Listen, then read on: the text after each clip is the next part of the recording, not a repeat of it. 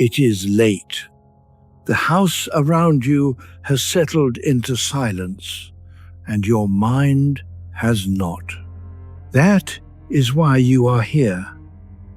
And somewhere in the quiet of this hour, you already know what you are looking for. Not answers exactly.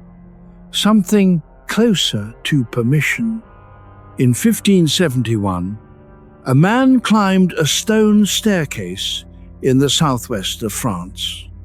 He was 38 years old. He had buried his best friend. He had buried his father. He had watched two careers, law and politics, leave him feeling hollow in ways he could not name at dinner parties. He had done all the right things in all the right order. He was tired in the particular way a person gets tired when the performance has finally cost more than it returns. His name was Michel de Montaigne, and the room at the top of those stairs, a circular library in a round tower on his family estate near Bordeaux, was about to become the site of one of the strangest experiments in the history of human thought. He sat down, surrounded by 1,000 books, and decided to write about the only subject he could not get wrong: himself. Not himself as he wished to be, not as others saw him, as he actually was. On a bad morning, on a distracted afternoon, in the middle of a thought that led nowhere useful. He would write about his fears and inconsistencies and changing opinions. He would write about his body when it failed him. He would write about what he noticed when he paid attention to what he actually thought rather than what he was supposed to think. He called the writings essays, a French word meaning attempts, tryings, not finished arguments, not doctrines, not the confident pronouncements of a man who had figured it out. The word itself was honest. These are not answers, it said. These are the things I am still working out. He kept writing for 20 years. There were 3 books of essays by the time he was finished. They ran to several hundred pages.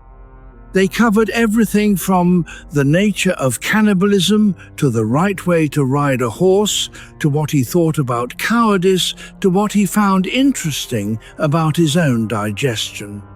They were unlike anything that had been published before, because they were not trying to instruct, they were trying to tell the truth. And what he found, by the end of it, was something most people spend a lifetime running from and arrive at only very late, if at all. Honesty, not confession, not exposure. The quieter kind, the kind where you stop needing your life to look a certain way from the outside in order to feel legitimate on the inside. The kind that asks less of the world and more of yourself. Let your body settle now. Feel the weight of where you rest. Let your shoulders drop a little.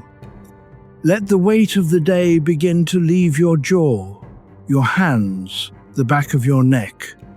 You do not have to carry any of that here tonight. Tonight, we sit with Montaigne in his tower. Not to be improved, not to be corrected or redirected or made more efficient. Just to be accompanied by a man who spent 2 decades learning how to tell the truth about what it is to be a human being, and found, to his own surprise, that the truth was considerably kinder than the performance had ever been. There is a kind of peace that comes when you stop pretending you have it more figured out than you do. Montaigne found it slowly, over many years, in a stone library on a wine estate in France. He wrote about it in plain language.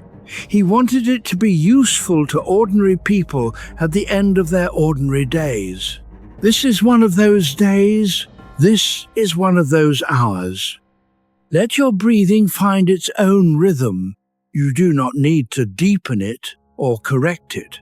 Just let it move the way it wants to move. The tower is quiet. The books are on the shelves. Somewhere in Bordeaux, 450 years ago, a man is picking up his pen to begin the first honest essay of his life. We begin there with him. Chapter 2, Winning Without Applause. Richard was 61 when he retired from the architecture firm he had spent 30 years building. He had expected relief. What arrived instead was a silence he did not know how to fill. He had been excellent at his work. The awards on the shelf in the hallway confirmed this. His name was attached to buildings that would stand for 100 years. But sitting in the kitchen on a Tuesday morning in October with nowhere to be, he noticed something he had not expected to notice. He had no idea what he actually liked. He had liked being good at things. He had liked being recognized for being good at things. He had liked the particular quality of a room when someone walked in and registered who he was. But underneath all of that, stripped of the briefings and the blueprints and the client presentations, he discovered that he did not know what gave his days a particular weight rather than mere length. Montaigne understood this problem. He had lived it himself. Before the tower, before the essays, he had been a councillor at the court of Bordeaux, a man of position, of visible importance. He travelled in the right circles. He argued cases before the right people. He wore the appropriate clothes for the appropriate rooms and performed competence in the way that competence is performed in professional life. And none of it, he wrote later, had ever quite felt like him. The withdrawal to the tower was not what it appeared. It looked like failure, or at minimum, like eccentricity. A man of his education and connection choosing to stay home and write about his own opinions on things. To his contemporaries, it was puzzling at best, a retreat from life at worst. Men of his standing did not retire to libraries. They continued to be useful, they continued to be visible. But Montaigne was doing something that had no name yet. He was choosing to win at a game with no audience. He wrote about what interested him: Seneca's letters, Plutarch's biographies, the nature of habit and memory, what he thought about cowardice, about cruelty, about the right way to spend a morning when no one was counting the hours. He wrote for no patron and sought no approval. He published the first edition of the essays in 1580, not because the world had demanded them, but because he had finished working on them and they were ready to be released. The essays were not a success in the way a court appointment was a success. They did not produce a measurable outcome for a measurable constituency. They were something older and harder to measure. They were evidence that a man had been paying careful attention to his own life. There is a kind of life that looks like failure from the outside and feels like freedom from the inside. We will come to understand that more fully before this night is over. For now, let us sit with the idea that applause is a currency. It is useful in certain economies, it is worthless in others. Montaigne walked out of the economy where applause was the medium of exchange. He built, in its place, a private economy where the only measure of a thought was whether it was honest. Where the only question worth asking about an afternoon was not whether it had been productive in any verifiable sense, but whether he had been present in it. Most people discover this possibility very late. A few discover it early enough to do something with it. Montaigne was one of the few. The counsellor who became a writer in a tower was not retreating from life. He was entering it for the first time on terms he had chosen himself. That is a different kind of winning, the quiet kind, the kind with no trophy and no audience, and no moment where the room acknowledges it happened. The kind that lives only in the person who knows what they chose and why. Let your body settle. The night is deep. Nothing is required of you here. Chapter 3, Self-Doubt as Wisdom. There is a philosopher who lived 300 years before Montaigne in ancient Greece, who walked through the marketplace of Elis and refused to say anything definitive about anything.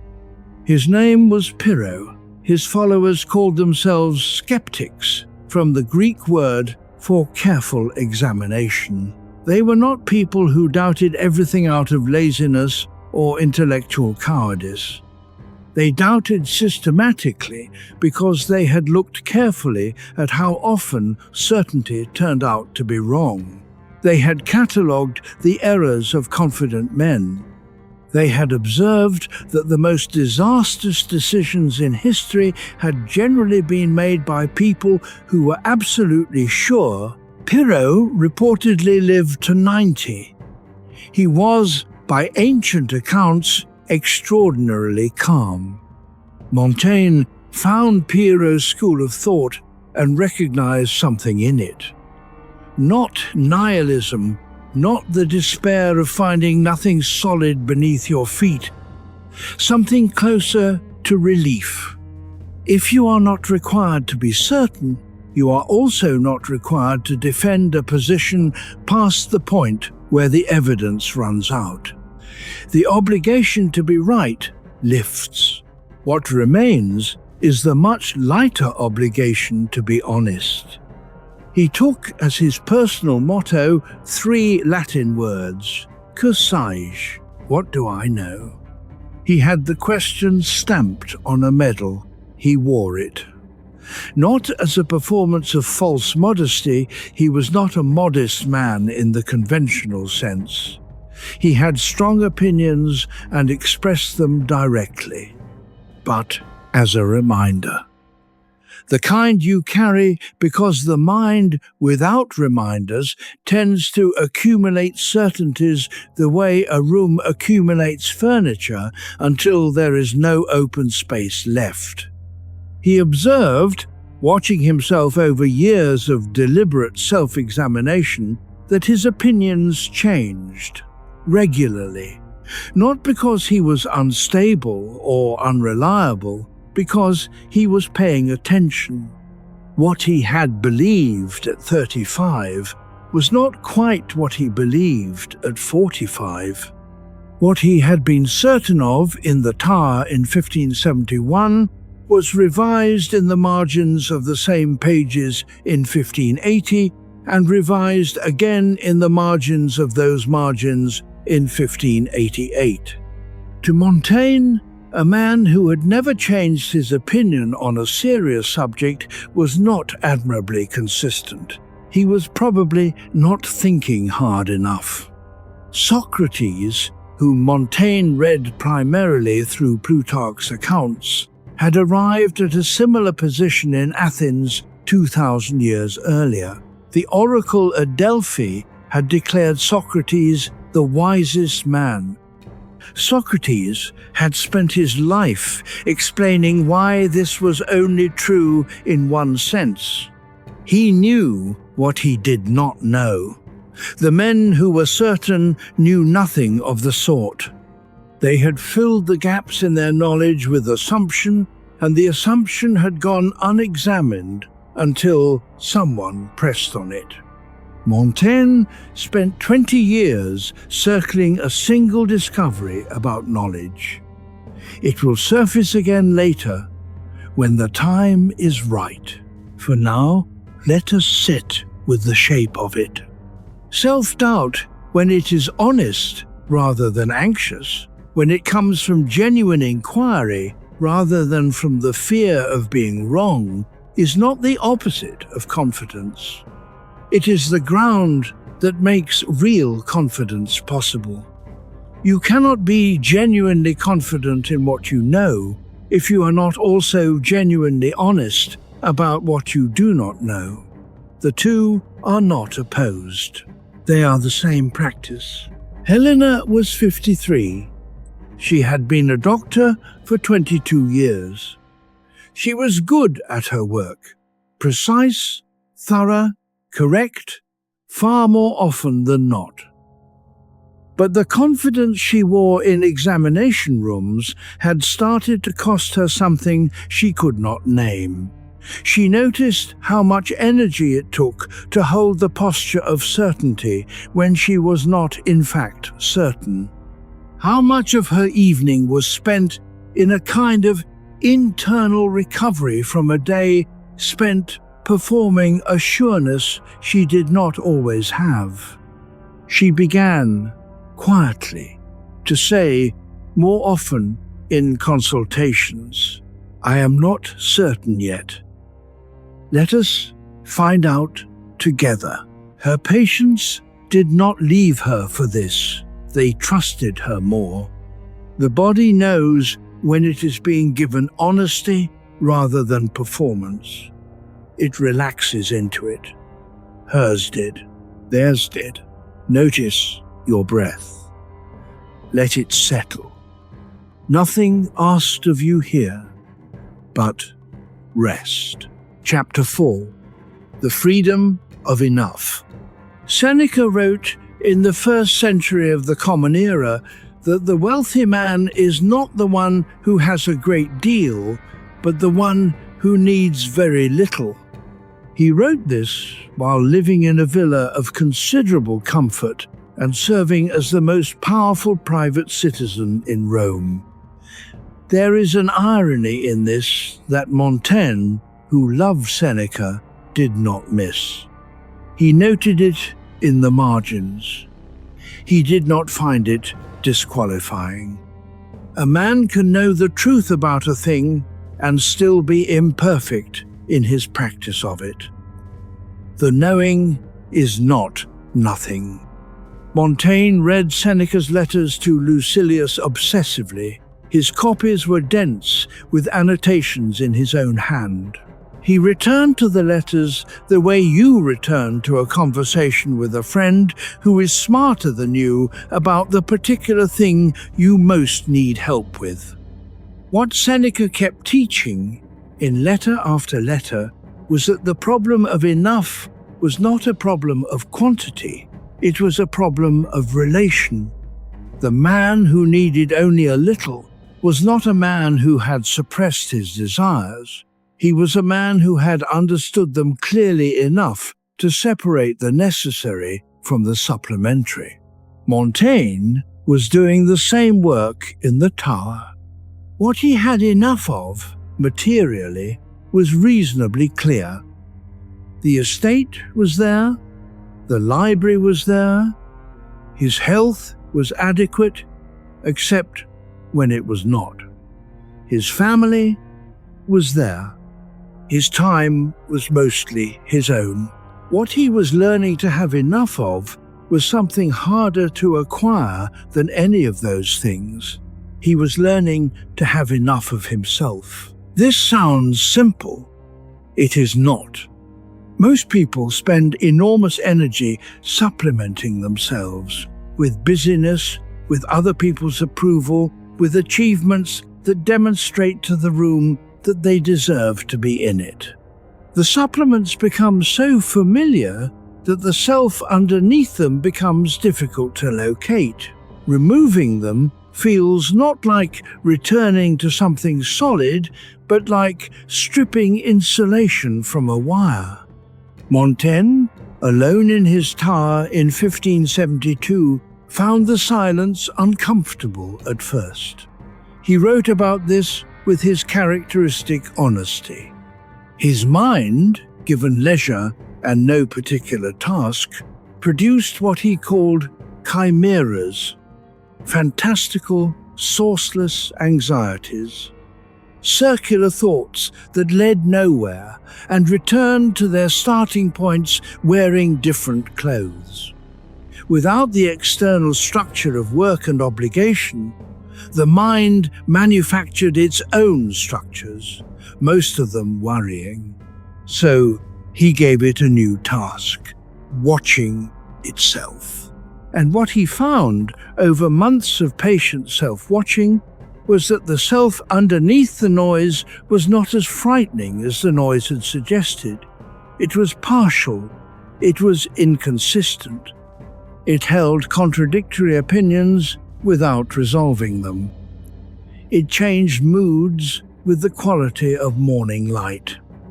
It was, if you were willing to be honest with it, decidedly ordinary. And ordinary was enough. More than enough once you stopped measuring against extraordinary. Adam was 48 when his company was acquired, and the role that had organized his sense of self simply ceased to exist. He had 6 months of severance and no clear plan. For the first 3 months, he generated plans compulsively, frameworks for what to do next, lists of skills that could be repositioned, markets he might enter, credentials he could acquire. The activity felt productive.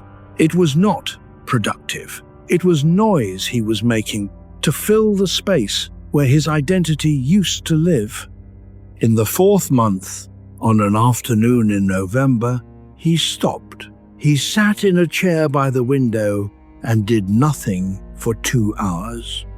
He called it, to himself, an experiment in enough, not an experiment in having less, an experiment in finding what was there without the structure that had been holding it up.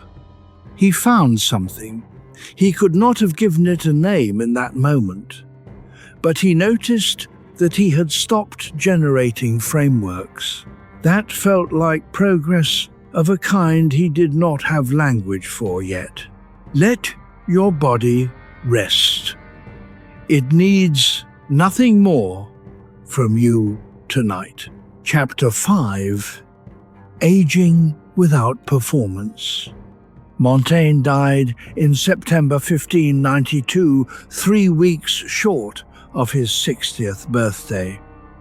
He did not reach 60, but he spent his 50s writing about what aging actually felt like from the inside, as opposed to what the official story said it should feel like. And what he found was that the official story, aging as decline, as narrowing, as the slow withdrawal of everything that made youth worth having, was missing something important. It was accurate on the surface and wrong underneath. There is something that happens to a person in the later decades that Montaigne understood better than almost anyone who wrote about it before him.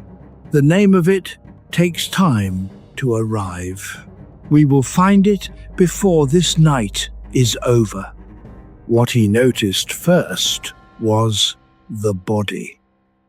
The kidney stones that troubled him from his late 30s onward were neither metaphors nor conveniences.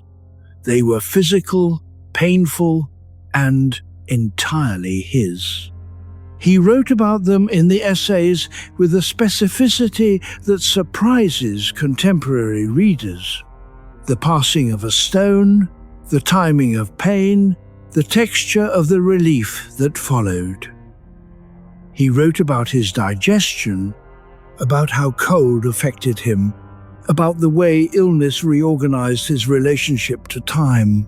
He found, to his own surprise, that the illness was clarifying in ways he had not anticipated. When the body demands your full attention, abstraction becomes difficult.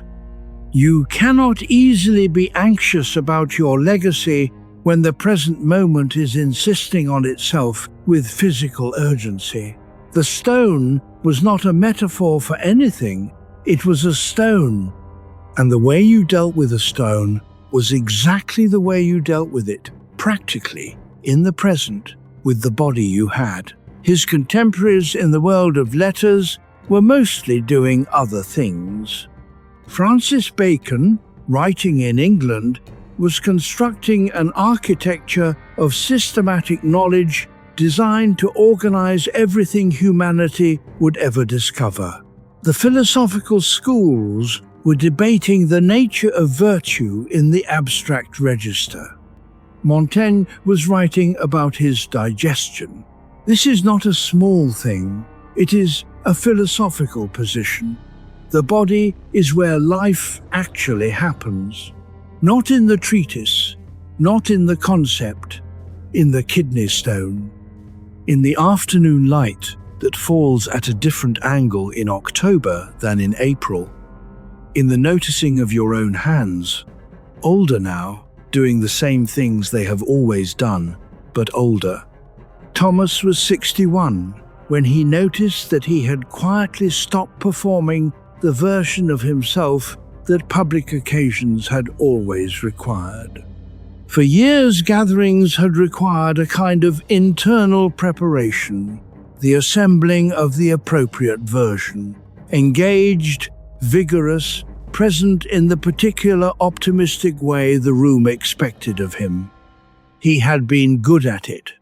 The assembled version was convincing. But sometime in the year after his wife's long illness and slow recovery, he had stopped having the energy for the assembly. Not through depression, he was not depressed. Through a kind of honest fatigue with the work of the thing, he went to gatherings and simply was there, quieter, slower to speak, more likely to sit at the edge and observe than to position himself at the center. He expected people to notice and to find it worrying. No one seemed to miss the assembled version. Some people found the quieter one easier to be with. He carried that observation for a long time before he understood it. The assembled self had been performing presence. The quieter self was actually present. There is a difference. It is not always visible from the outside. It is consistently felt from the inside. This is what happens in the later years, when the performance budget runs low and the self underneath the performance has room to be seen. The word for it is still ahead of us. It will arrive. Let your body rest. Feel the surface that holds you. Let your jaw soften. Your face has been working all day. Chapter 6. The Mind That Laughs Gently. Here is a small detail that most readers of Montaigne miss on the first reading. He was funny. Not in the constructed way, not the architecture of premise and punchline. Funny in the way that a man is funny when he is genuinely unimpressed by his own importance. When he notices the gap between the solemnity that most philosophical writing assumes and the actual comedy of most human behavior, and chooses, quietly, to be amused by it rather than exhausted by it. He wrote, at one point in the essays, about a powerful Roman consul and the elaborate arrangements that consul made to avoid being cold. He wrote about the faces powerful men arrange in public versus the faces they make in private. He wrote about the particular human tendency to deliver opinions with great confidence on subjects one has not thought about for more than 30 seconds. He was not contemptuous in these passages. That is the distinction. Contempt keeps its distance. Montaigne's humour was close and inclusive. He found himself in the same observations. He was also, he noted, a person who arranged his comfort with more care than he sometimes admitted. He was also a person who had delivered confident opinions on things he had subsequently discovered he knew very little about. He wrote about his cat, his particular real cat, in the tower, and the genuine philosophical possibility that when they played together, the cat was doing him the favor rather than the other way around. The cat had agency. The cat had preferences. Perhaps the cat had an interior life about which Montaigne would never have reliable information. He found this more interesting than troubling. He had been reading Socrates in Plutarch's account.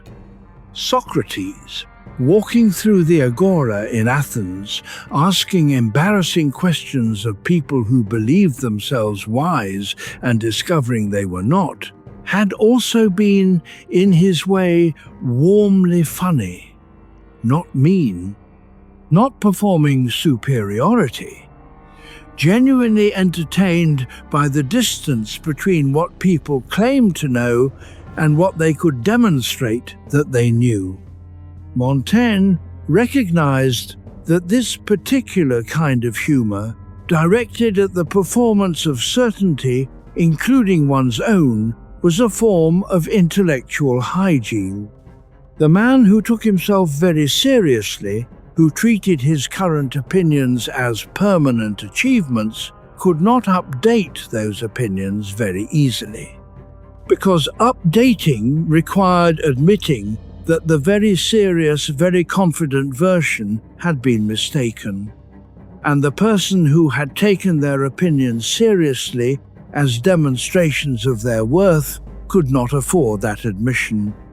The man who had found himself a little absurd all along had no such problem. The revision cost nothing. You simply got a better look at the thing. Marcus Aurelius, whom Montaigne read in the Stoic tradition, had written something in this vein to himself in the private journal that became the Meditations.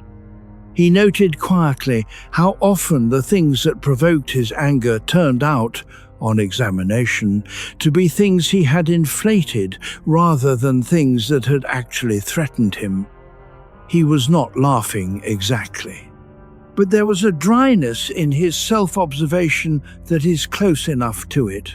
The mind that laughs gently at its own productions is also the mind that can sit with its fears without flinching.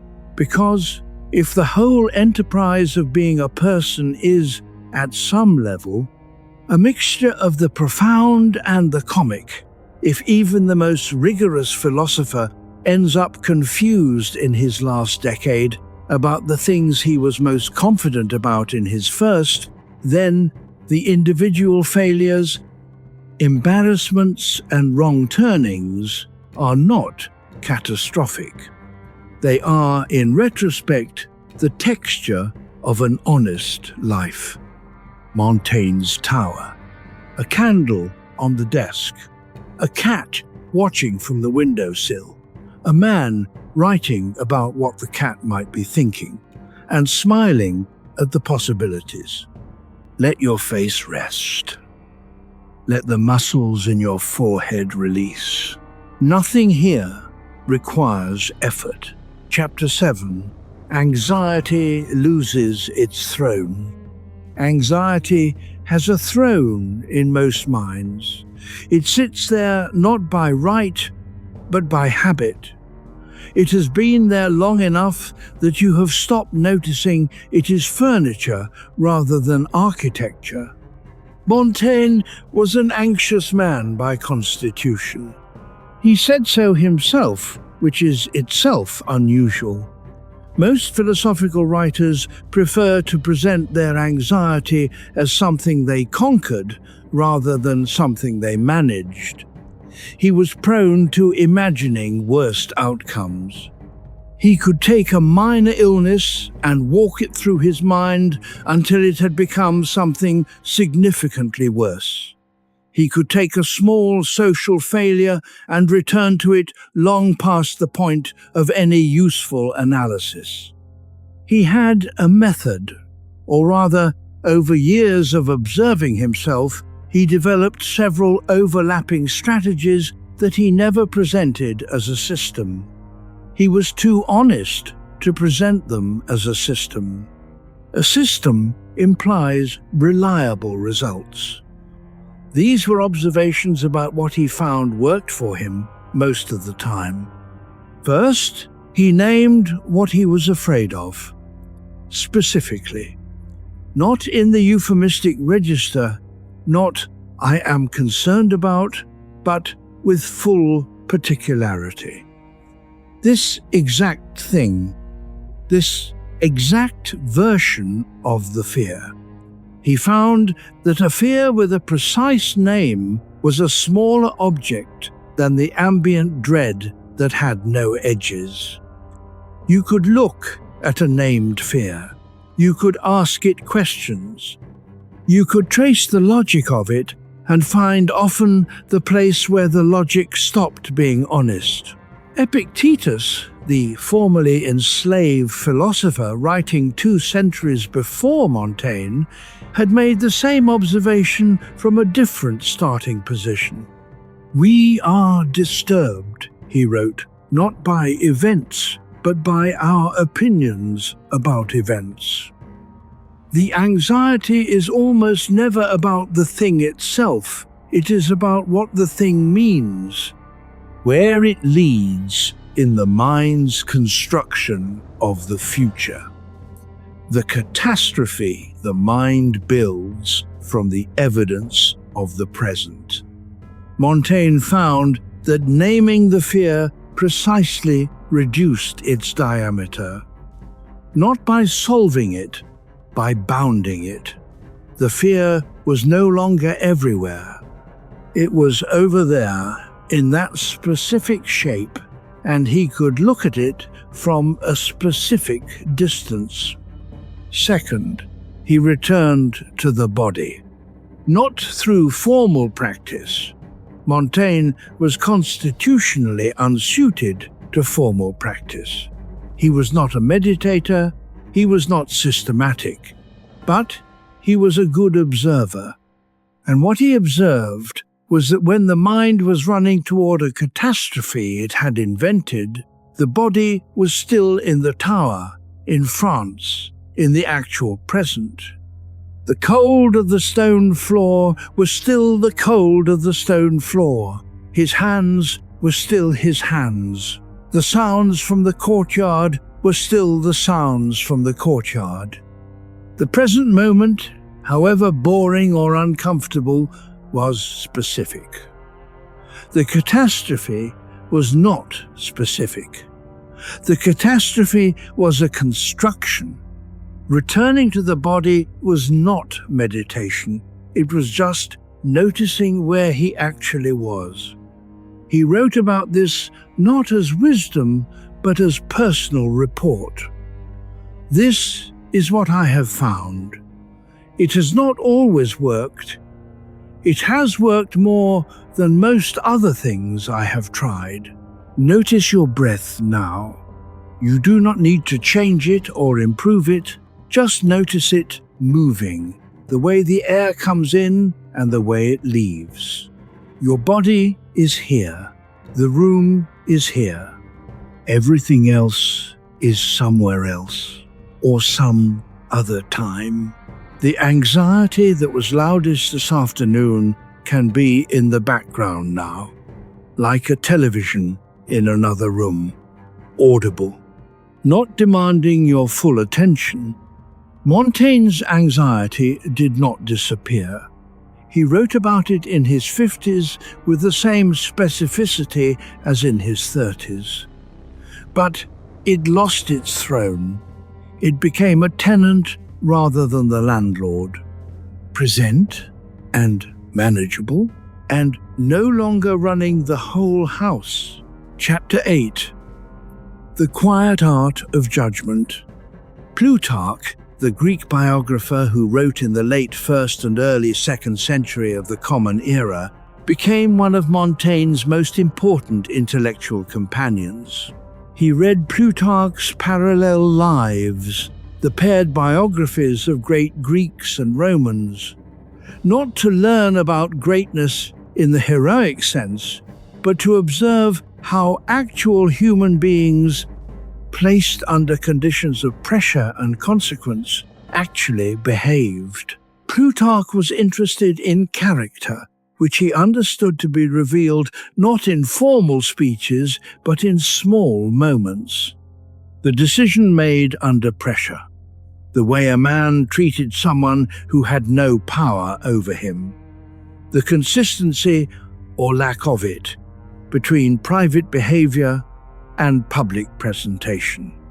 Montaigne found in Plutarch a method that matched his own instincts. Both were interested in the gap between the presented self and the actual one. Both were patient enough to look for evidence in small things rather than large declarations. From this reading, and from years of watching himself form opinions and later revise them, Montaigne developed what we might call a practice of slow judgment. Not indecision, he was capable of deciding quickly and holding the decision, but a deliberate resistance to the part of the mind that assembles a verdict before the evidence is assembled. He described this through a specific experience. He had met a man at court who struck him immediately as dishonest. Everything about the man, his particular quality of agreeableness, the way he managed his face during disagreements, felt like performance rather than presence. Montaigne had been certain of this within 15 minutes. He was wrong. The man was honest. He was simply constitutionally smooth in his social manner, a quality that overlapped with the texture of dishonesty without being its substance. Montaigne had been reading manner as character, and the two were not the same.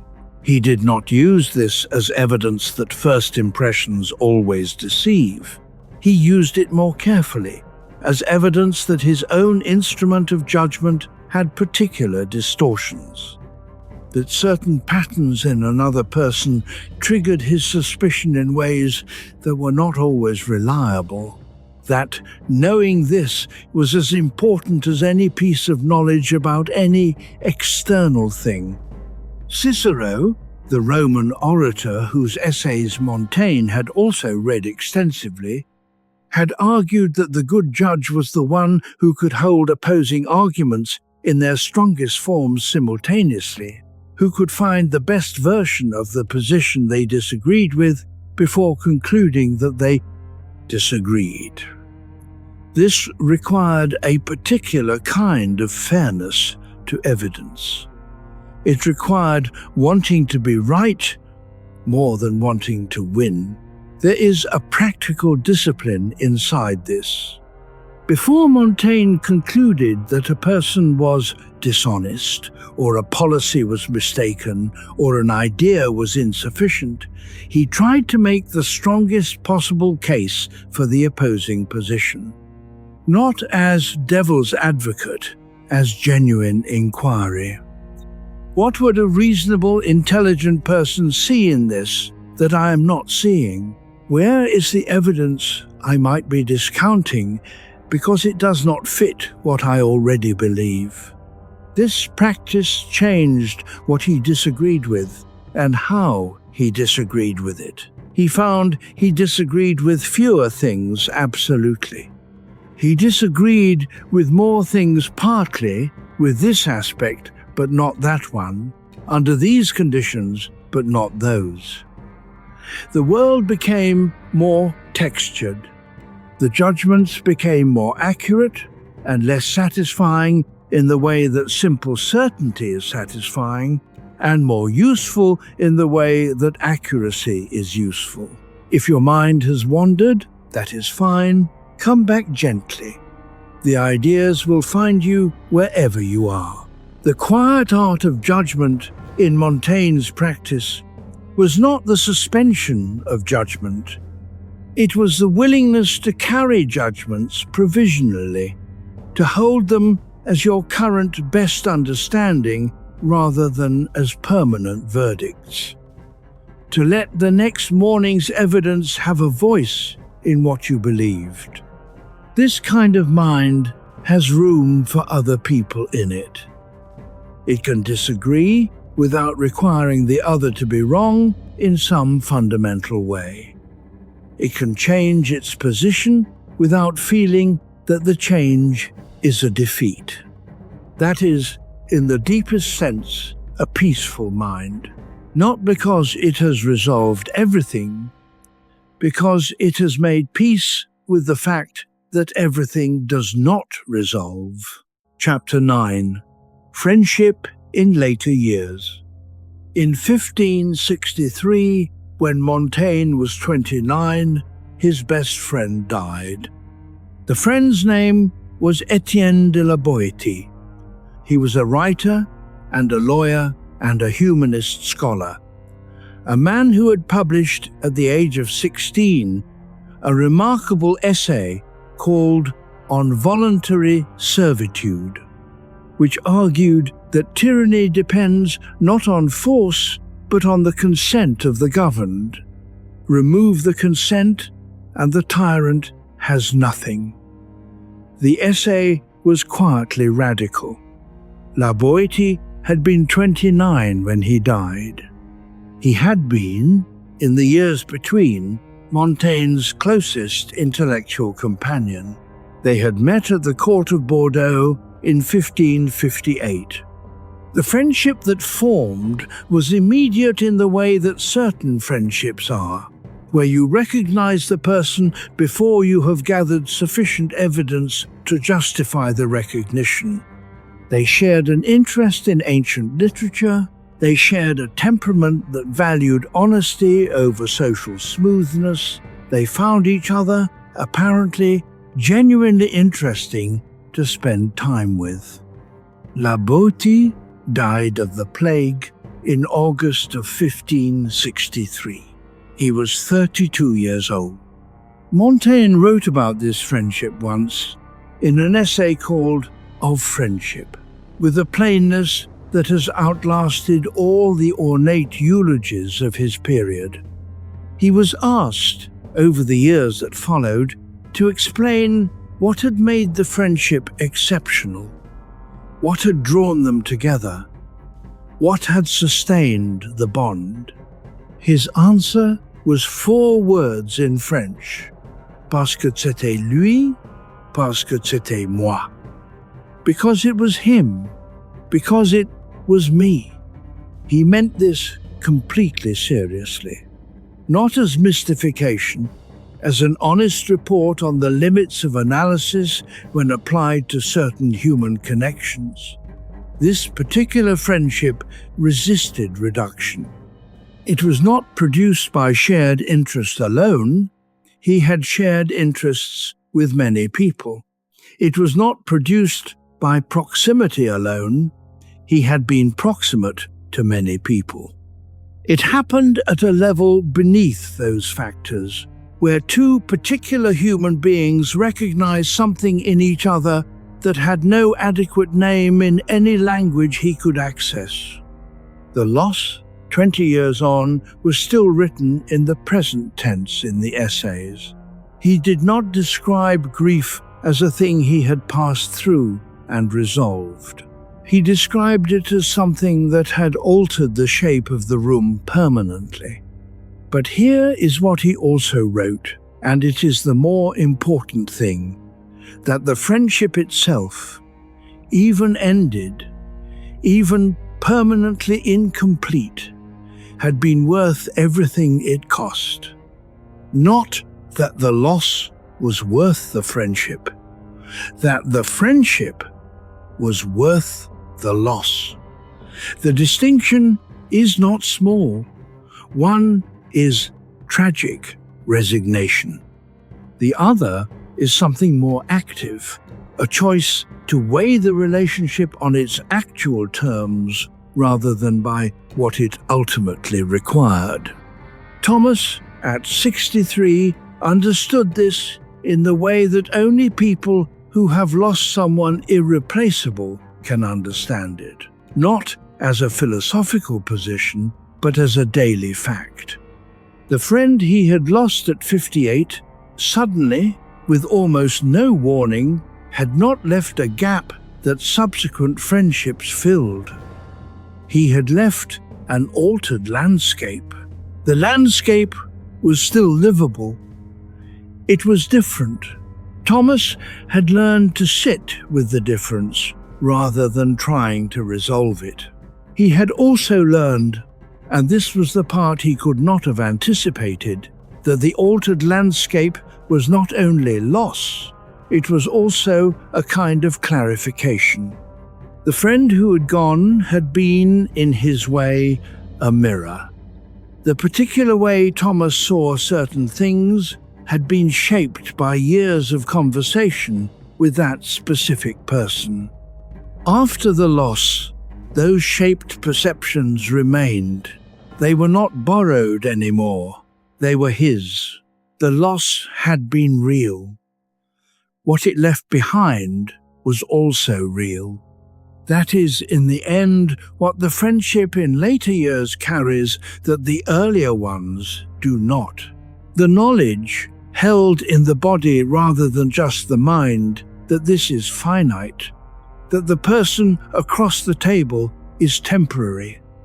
That attention given now is not replaceable by attention given later. This does not make the afternoon heavier, it makes it more particular. Chapter 10. The Body Becomes Teacher. The first kidney stone arrived when Montaigne was 32. He had been warned. His father had suffered from them in exactly this way. The family constitution, whatever that concept covered in the 16th century, apparently carried this particular tendency. Montaigne had hoped, without much reason, to be an exception. He was not. The stones returned periodically from his early 30s until the illness that ended his life at 59. He wrote about them in the essays with the same attentiveness he brought to Seneca, or to the problem of cannibalism, or to the question of whether solitude was genuinely desirable. He wrote about the stages of pain, the way the body organized itself around its own emergency. The particular quality of the waiting period, when you knew what was happening but could not accelerate its resolution. The relief that followed when it finally came. But he also wrote about what the stones taught him, not in the uplifting register, not the inspirational claim that suffering builds character, which he found both sentimental and usually inaccurate, in a more specific register. He found that the body, when it demanded his full attention, supplied a different kind of knowledge than the mind supplied. The mind's knowledge was general, theoretical, transferable between contexts. The body's knowledge was immediate, undeniable, and exactly located. Here, now, this. The body was always in the present tense. The mind could wander anywhere, backward into memory, forward into projection, sideways into fantasy. The body stayed in the room. When the stone was present, Montaigne was present. Not by choice, but by necessity. And he found that presence, however acquired, had a particular quality of attention that his more comfortable hours did not always achieve. Bessel van der Kolk, the Dutch psychiatrist writing at the end of the 20th century, arrived at a related territory from a different starting position. He found, working with people who had experienced significant trauma, that the body kept records that the mind had sometimes decided not to keep.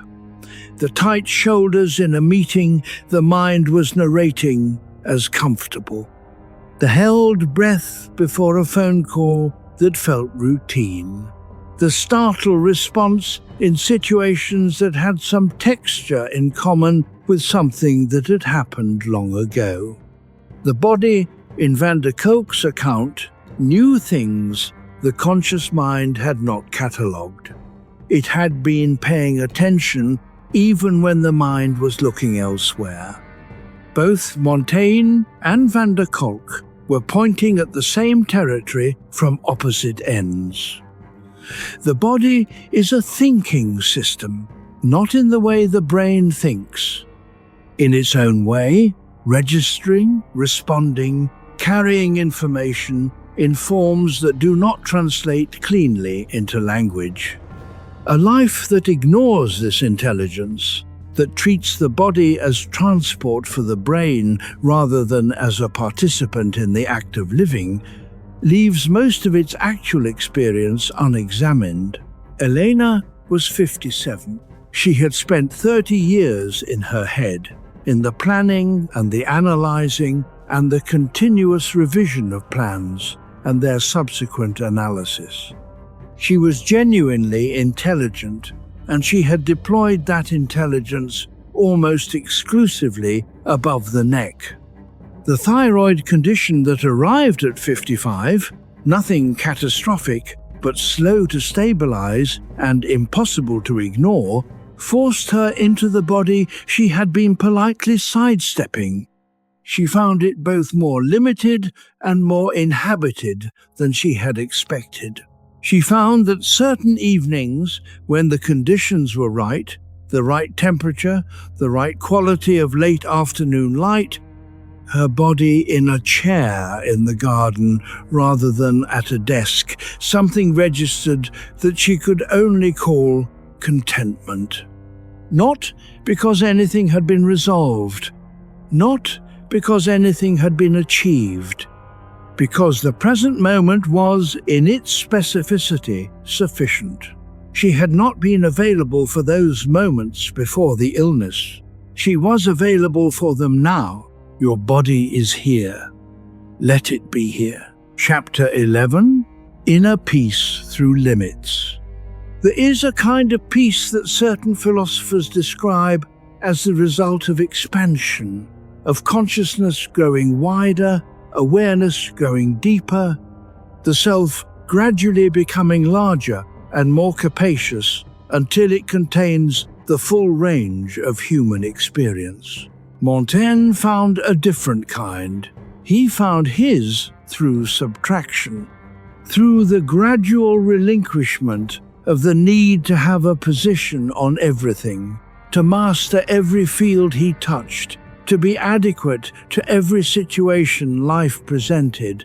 He wrote somewhere in the third book of the Essays, in one of the passages where he is most directly describing his own nature rather than analyzing an external subject, that he was a man of poor and ordinary fiber who could only manage things by doing one at a time. He had no gift for multitasking. He could not hold several complex matters in his attention simultaneously without losing something important from all of them. This was simply true of him. He did not write this as confession, he wrote it as accurate map. If one thing at a time was what he could manage, then one thing at a time was what he would do. To attempt more was not ambition. It was theatre, the kind of theatre that exhausted the performer without serving the audience.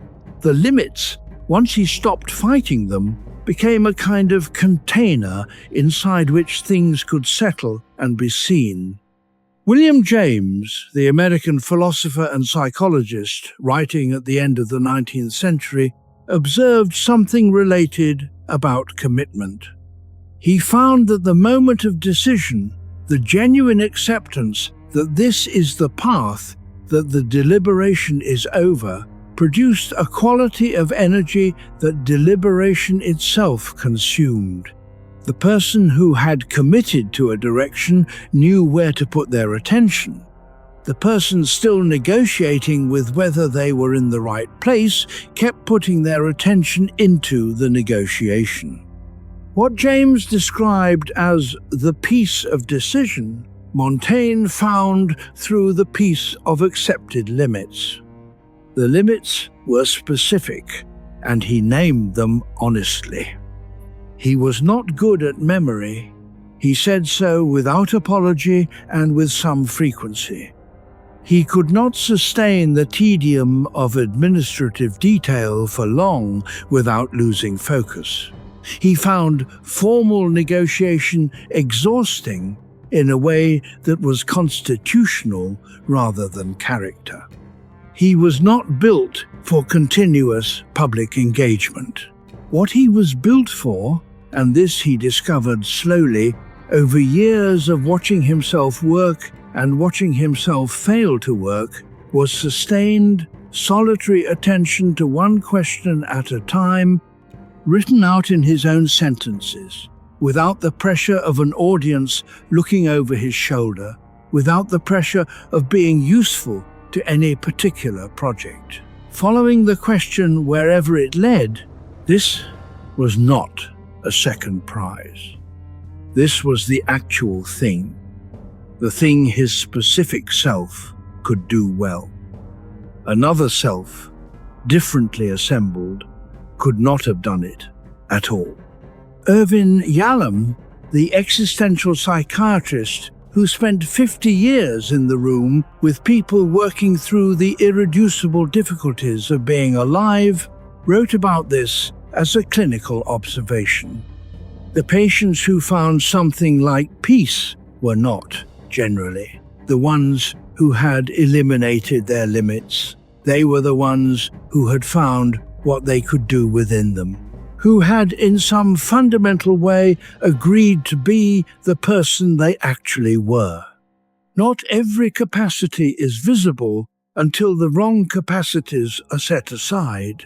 This is, in Montaigne's account, one of the unannounced gifts of the later years.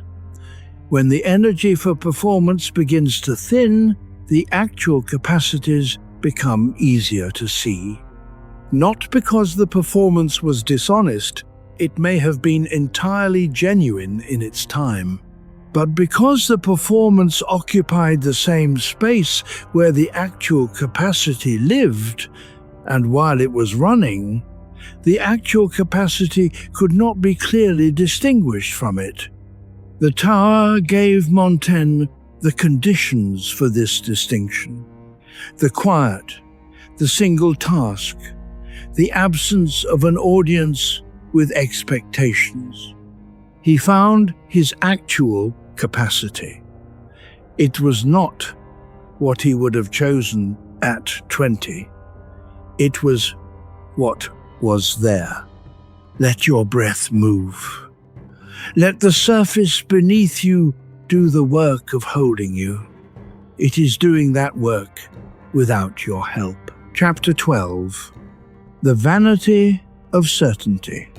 Certainty is expensive, not financially.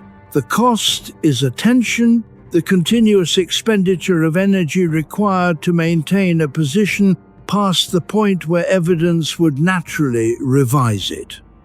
The person who is certain must do constant work, discarding contrary information before it can find purchase, reframing challenges as misunderstandings.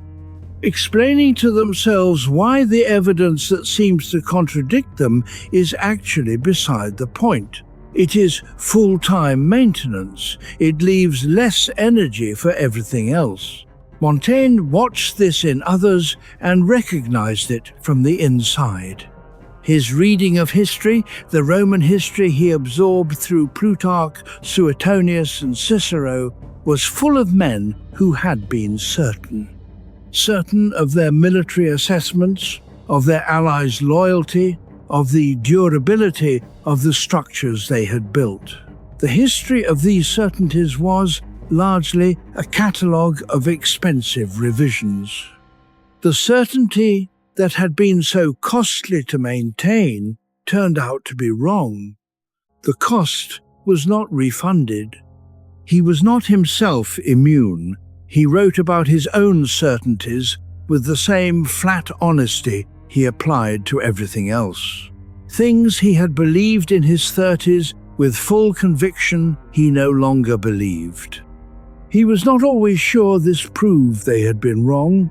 Sometimes he had simply changed, or the world had changed around him, or his capacity to see had expanded past the horizon of the original conviction.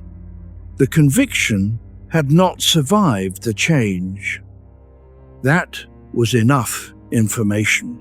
There is a passage in the later essays where Montaigne writes about Plato's theory of forms, the argument that the perfect, unchanging essences of things are more real than the imperfect instances we encounter in actual experience. A beautiful woman is a shadow of beauty itself. A just act is a dim reflection of justice.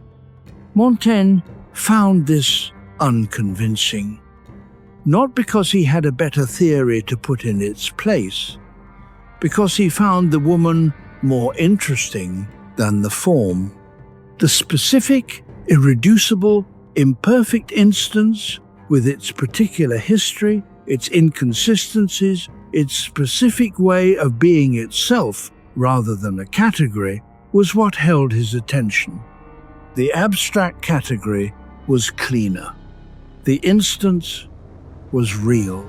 This preference for the concrete instance over the abstract form, for the actual texture of experience over the theory of what experience ought to mean, is connected to his skepticism about certainty. The certain man has usually made a trade. He has given up the specific, living, changing thing in exchange for the stable concept that he can defend. The concept does not surprise him. The concept does not force him to revise.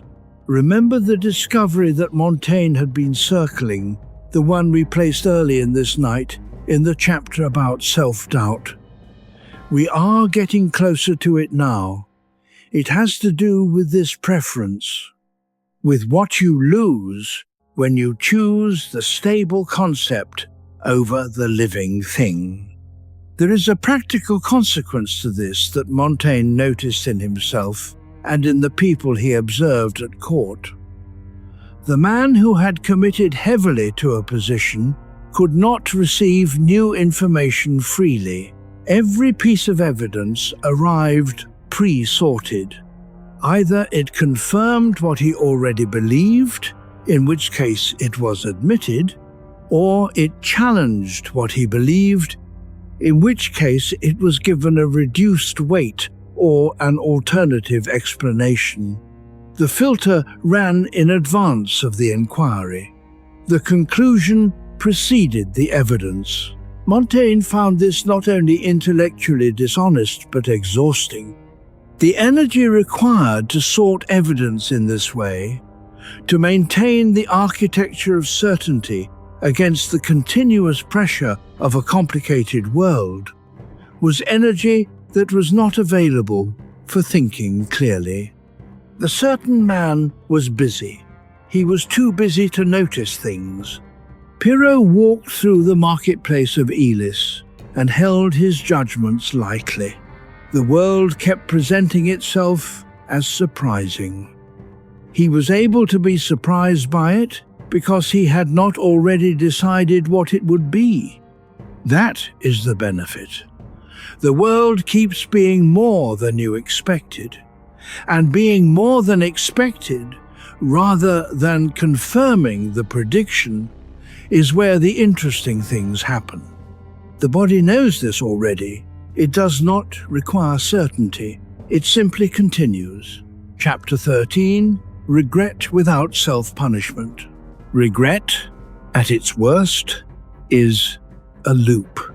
The same moment, returned to repeatedly, with the particular quality of compulsion that loops have, the sense that you are reviewing the evidence, that the review is necessary, that some understanding will finally emerge from the next pass through the material that did not emerge from the previous 50.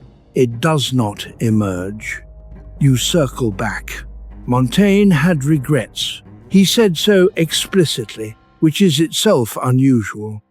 Most writers on the subject of regret prefer to present themselves as having completed the regret process, to have arrived at a place where the past is integrated and no longer demands. Montaigne was more honest. He named specific regrets and did not pretend they had dissolved.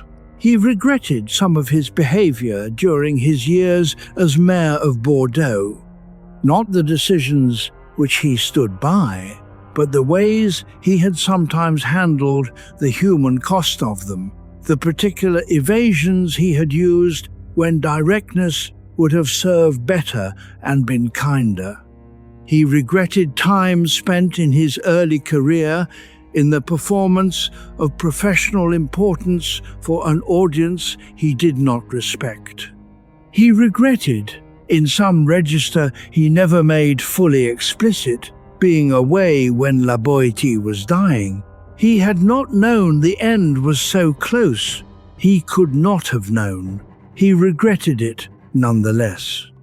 What he did not do with these regrets was use them as instruments of self-punishment. Regret as information is useful. It tells you something about what you value, about the shape of what matters to you, about where, if you have the opportunity, you might be more present, or more honest, or more willing to absorb discomfort on behalf of the people you love. Regret, as information moves, it tells you something, and then it allows itself to be integrated. Regret as punishment loops. It keeps the wound open, not because opening it reveals anything new, but because closing it feels like permission to have been wrong in the first place. The loop has a particular hidden function. It performs moral seriousness. It says, through the suffering it produces, you see how seriously I take this. If I did not feel this badly, I would not be a person who understood that what I did mattered. Montaigne saw through this. The fault was the size it was. The suffering needed to match it, not exceed it. Suffering beyond the proportion of the fault was not ethical seriousness. It was a form of vanity. He wrote something in the third book of the Essays that translates roughly as, I repent fewer things in my life than many people would expect. Not because his life had been blameless, but because he believed, repented them adequately at the time they occurred. To repent them again with additional severity from a later vantage point was to hold the earlier self responsible for what the earlier self could not have known.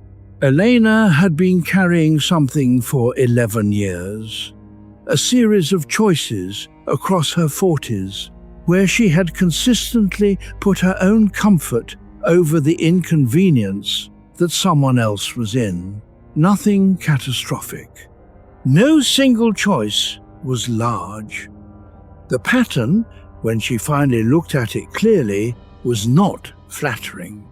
She had held the pattern with steady, low-level self-condemnation for years.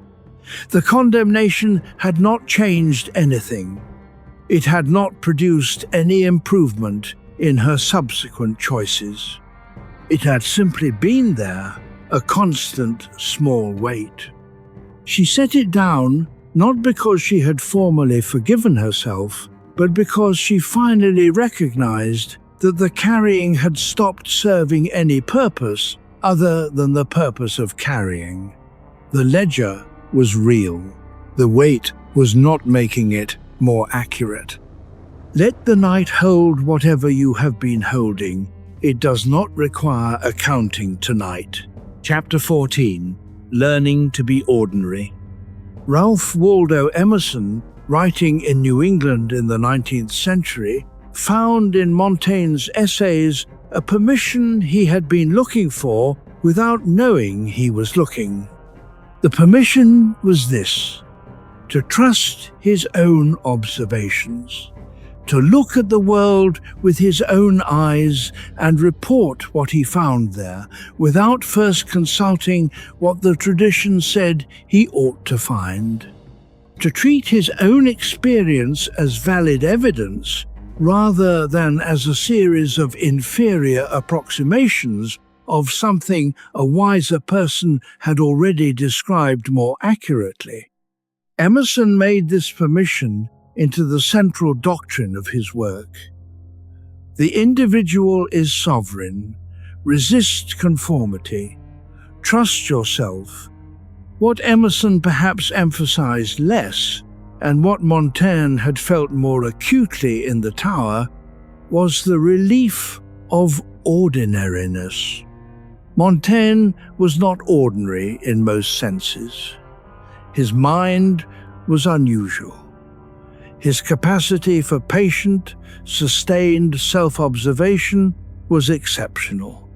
His prose, at its best, has the quality of making a reader feel that someone has finally articulated something they had been almost thinking since last Tuesday. These are not ordinary capacities. But he valued his ordinariness. He wrote about it with something close to affection. He liked his house. He was attached to particular chairs. He had clear preferences about how his wine was served, how warm the room was, how long a meal lasted before it exceeded its appropriate duration. He liked cats. He liked walking in the mornings. He found certain kinds of formal conversation tedious and did not pretend otherwise, even when the pretending would have been professionally useful. These preferences were not philosophically interesting in any formal sense, but they were his, and he attended to them with the same seriousness he brought to the larger questions. Because the larger questions were also answered in part by the smaller ones. The way you inhabit your ordinary hours is the way you inhabit your life. There is no other life taking place somewhere else while the ordinary hours pass. Csikszentmihalyi, the psychologist who spent his career studying the conditions of genuine well-being, found that the deepest satisfaction came not from the peaks of achievement, but from the quality of absorbed attention in daily activities. What he called flow, the state of being fully present in a task where the challenge matched the skill. This was not available only to people doing remarkable things. A cook, a carpenter, a person writing in a library, the condition did not require an impressive object.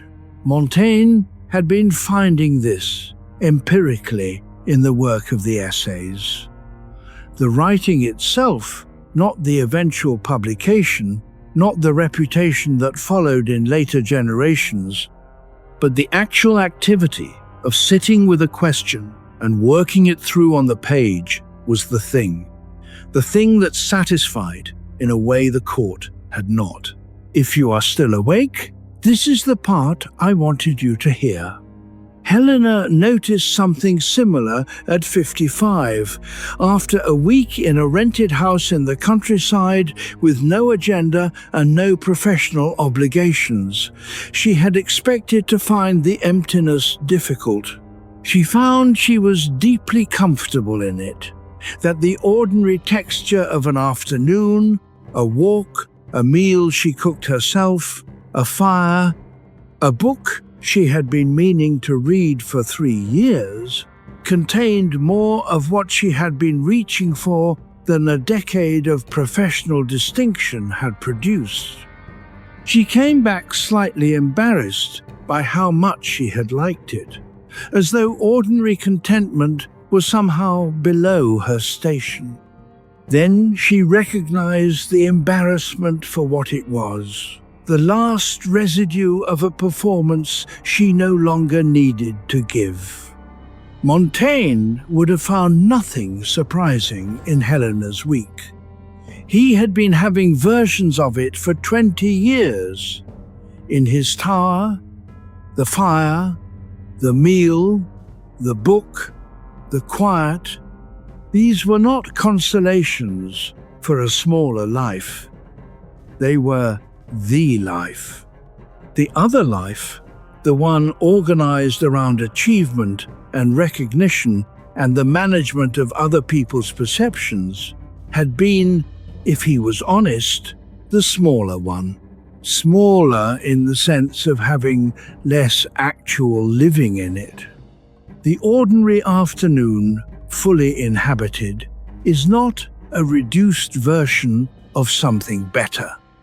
It is what the something better was always pointing toward. Chapter 15. Solitude without loneliness. In 1571, when Montaigne climbed to his tower library and began the life of the essays, he had an inscription painted on the ceiling beams. It was written in Latin and Greek, as such declarations were in the 16th century. It stated, in summary, that Michel de Montaigne, wearied of the servitude of court and public life, had retired to the company of learned women, the classical muses, to spend the remainder of his life in calm and freedom. It is a solemn statement. He meant it. But what followed was not quite what the solemnity implied.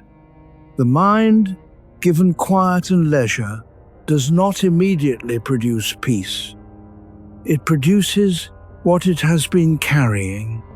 All the anxiety and noise that was previously masked by the anxiety and noise of public life now arrives without competition.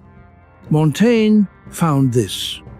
He wrote about it with his characteristic honesty. His mind, given complete freedom, initially manufactured chimeras, circling anxieties, thoughts that led nowhere and returned to their starting points in different costumes. He sat with this. He did not run from the tower back to the court. He waited.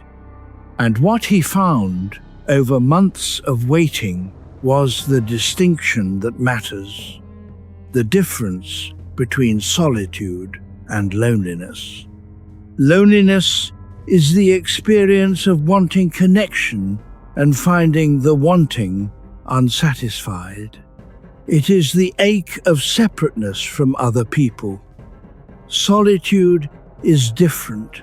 Solitude is the choice to be with yourself.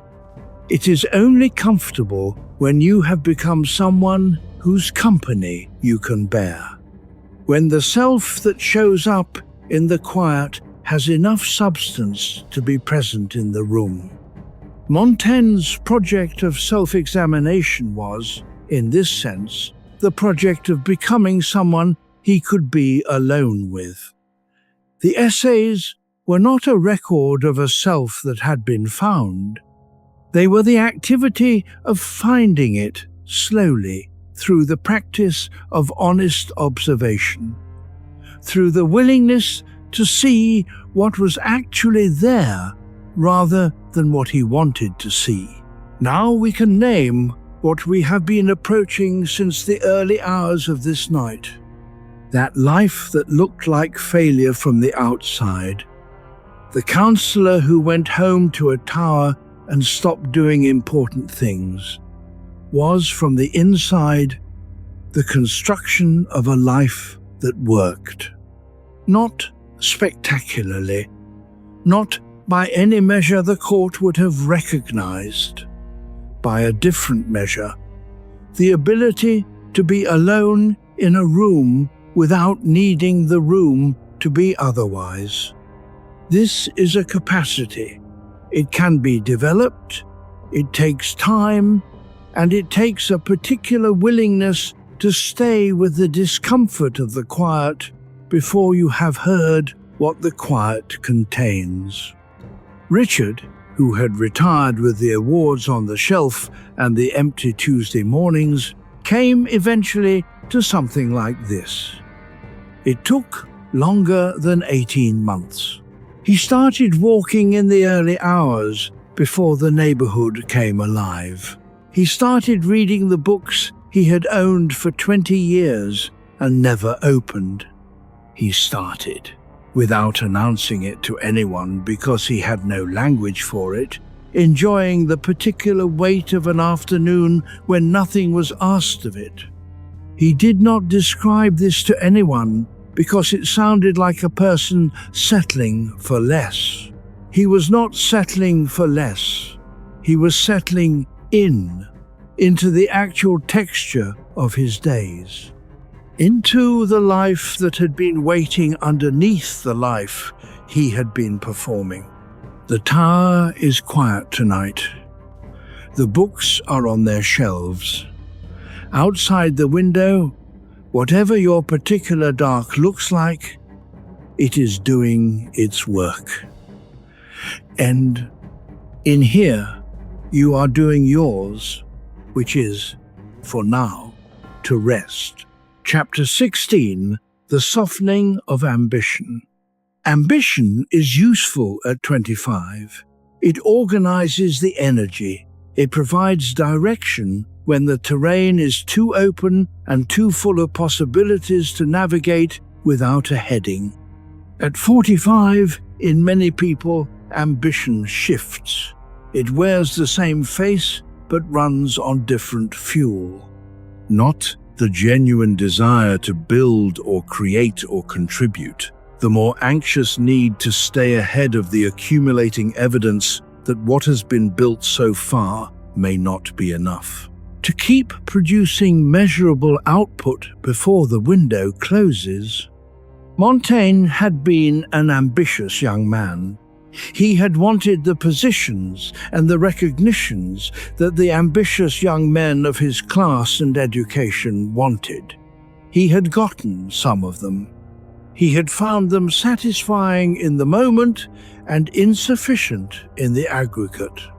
What he observed from the tower, looking backward at the ambitious years with the clarity that comes from having stepped out of the current, was that ambition had served him in one register and failed him in another. It had moved things forward. It had organized his energy. But it had also kept him from noticing what was already there, the softening, and he would choose this word, softer. Rather than lost or abandoned, because the desire did not disappear but changed shape, created room for things that ambition had been crowding out. The pleasure of a paragraph that worked. The particular quality of the light through the tower windows at 7 in the morning in October. The specific texture of a conversation with someone who had nothing to offer him professionally. Small pleasures that had always been available and had not been received. Csikszentmihalyi, in his decades of research into optimal experience, found that the moments people later described as the most meaningful were rarely the moments of visible achievement. They were the moments of absorbed presence, when challenge and capacity were matched, when the activity itself was the reward, when the awareness of performing for any audience completely receded. Montaigne was finding this empirically in the tower. The writing was not the vehicle towards something else. The writing was it. Softened ambition does not mean the quieting of all desire. It means the gradual clarification of what you actually want as distinct from what you were taught to want or what the professional culture required you to perform wanting. This clarification is not automatic. It requires a willingness to sit with the space left when the louder ambition runs out of fuel. Most people fill that space before they have heard what it contained. They find new projects, new goals, new frameworks for productivity. The filling is not necessarily wrong. Some of it is genuinely motivated. But some of it is the old pattern continuing by momentum, and without the pause, you cannot tell which is which. Montaigne paused. He sat in the silence of the tower after the court had closed its doors, and he waited for his own desires to surface without prompting. What he found, when they surfaced, was smaller and more specific than anything his ambition would have pointed at. A question he had been holding for years without time to examine it. A passage in Plutarch he had read quickly and wanted to return to, the particular pleasure of writing a sentence that was honest. These were not ambitions, they were appetites. And they turned out to be enough to organize a life around. This is harder than it sounds. The professional wanting is often louder and more socially reinforced than the actual wanting. It comes with infrastructure. It comes with people who take it seriously. The actual wanting often sits quietly in the background, patient, waiting for the louder wanting to use up its energy. Adam, at 53, was sitting in the background of his own life, waiting for himself to notice. He had noticed, after the silence of the 4th month. He had begun slowly to follow the things that interested him without first asking whether they were productive. He had found, to his surprise, that some of them were. Not productive in any sense that the professional framework would have recognized. Productive in the sense that they produced something in him, a particular quality of engagement, of presence, of the day having been spent rather than merely used. He did not have a word for this yet. He was getting closer. Let your shoulders be where they want to be. Let the tension that has been there since morning begin, slowly, to release. Chapter 17. Stress leaves the room. There is a thing that happens to chronic stress when it is seen clearly. It does not disappear. It does not resolve through the application of a single insight into permanent peace. But its character changes.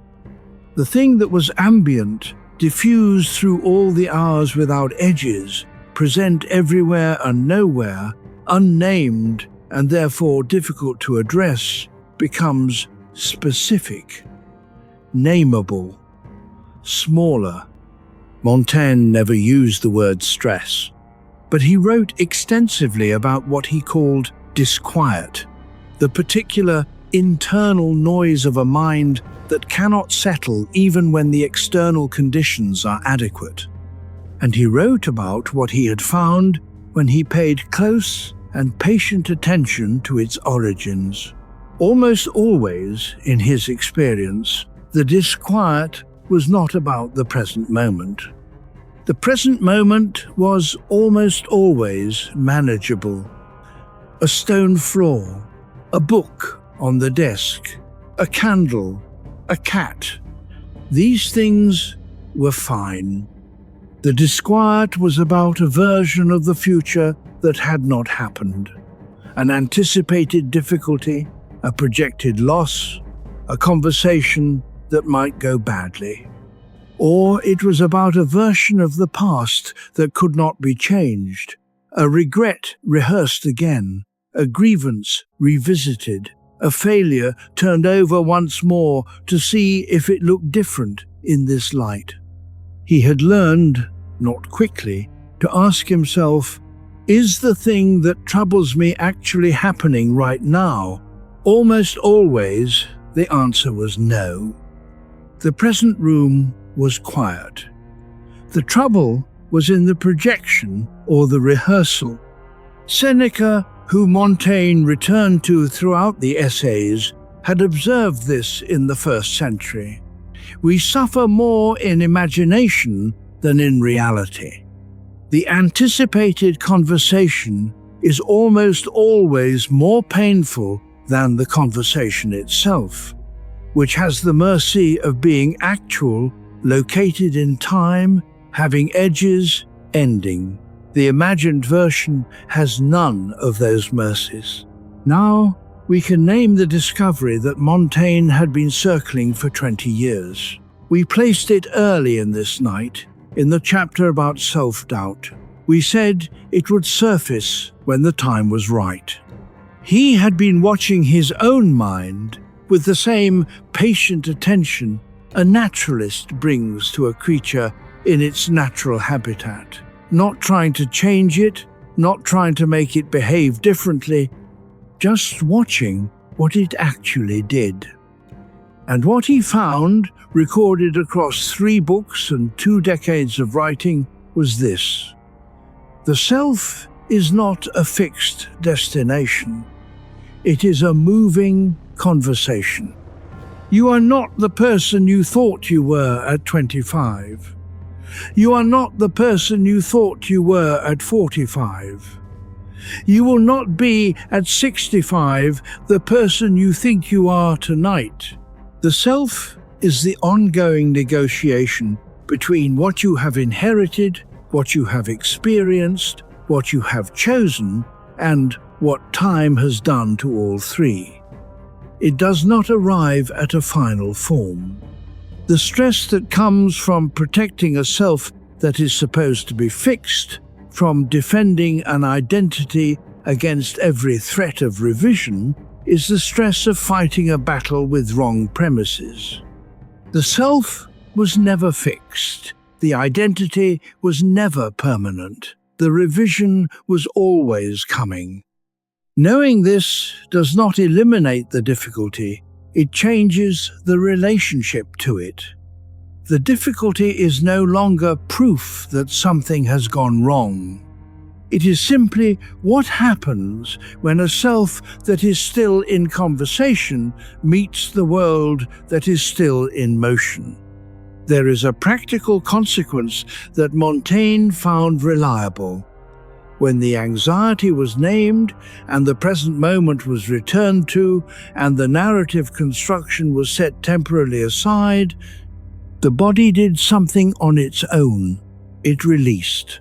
Not completely, not permanently, but the shoulders dropped a fraction. The breath found a slightly longer rhythm. The jaw unclenched just enough. These were small changes. They accumulated over years of practice into a different baseline, not the absence of anxiety, a different relationship to it. The anxiety could arrive and not immediately take over. There was space between its arrival and the response. He did not call this peace.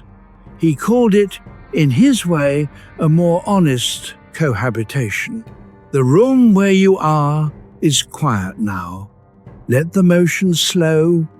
Chapter 18, A Life Measured Honestly. At some point, the reckoning comes. Not a crisis, necessarily, not the dramatic collapse that narrative requires. Often, it is quieter than that. An unannounced hour on an ordinary Sunday, or a morning after a night of difficult sleep, where something underneath the daily motion comes to the surface and requires acknowledgement. You find yourself looking at your life, not through the optimism that made you begin things, not through the bitterness that failure can accumulate, but through something closer to clear light. Just looking, taking the measure. Montaigne did this explicitly, continuously, for 20 years. The essays are, at one level, an ongoing audit. Here is what I thought at 35. Here is what I think at 45. Here is where they agree, and here is where the later version cannot account for the earlier without revising something. He found at various reckonings that his life did not look like the life he would have designed at 20. It was smaller in some ways, less visible, less consequential in the public record. It was larger in others he had not anticipated. The quality of his attention to things which had not been a goal he set at 20 had become the thing he valued most about the decades behind him. He wrote something that translates roughly as, "If I have lived a stable and quiet life, it is not because I lacked the fire. It is because I have had, occasionally, the sense to keep the fire in its proper place." This is honest measurement. Not what you produced for the ledger, but what you actually inhabited. Not the achievements logged by the archive, but the quality of presence you brought to the days as they occurred. Most people measure their lives against external standards that were not chosen but absorbed, the professional benchmark, the comparative achievement, the life that a particular kind of success was supposed to produce. These measurements are real, but they are not complete. They do not capture what the days felt like. They do not record whether you were actually there. Adam, on the Sunday in November when he attempted his own honest audit, sat with a piece of paper and tried to write not his CV, but his actual record. Where had his attention been? What had he been present for? What had consistently arrived in his peripheral vision even when he was not looking for it? The list surprised him in both directions. He had been reliably present for his children's ordinary evenings. Not the occasions, the ordinary evenings. He had been almost entirely absent from his own. He had attended hundreds of professional events he could not, in that moment, recall. He had not once missed the particular quality of late October light over the water near his house. He folded the paper and put it away. He did not need to read it again. He had already known what it said. What he had not known was that he was the kind of person for whom it was true. That knowing changed something. Not dramatically, not immediately, but it changed something. The honest measurement is not for display. It is for the person conducting it. Its value is entirely private and entirely real. Montaigne understood that this kind of accounting was not once and done. He returned to his own ledger continuously, in the essays, in the margins of his books, in the revisions he made across 2 decades of published work. Not because the accounting was never complete, but because the self being accounted for kept moving. The person taking the measure at 55 was a different person than the one who had taken it at 45. The new measurement was not a correction of the old one. It was a new measurement taken by a different instrument, of a changed object. He found this continuous revision not dispiriting but honest. The alternative, a life measured once, early, against criteria that had been set before full information was available, was not an honest life. It was a life organized around a verdict that had been rendered before the evidence was fully in. The night is well advanced now. Let your body tell you what it knows. It has been carrying the day. It is ready to let it go. Chapter 19. The Courage to Change Opinion. In the later 16th century in France, changing your publicly stated position was a dangerous act. The religious wars that tore the country apart during Montaigne's lifetime, the same wars in which he eventually served as a mediator, trusted by both sides precisely because he belonged fully to neither, were wars about, among other things, the impossibility of revision. A stated position had become a loyalty. A loyalty had become an identity. An identity, threatened, responded with violence. To revise was to defect. To admit uncertainty was to admit weakness. The stakes of certainty were existential. In this context, Montaigne published a book in which he changed his mind in front of the reader. He revised the essays across multiple editions.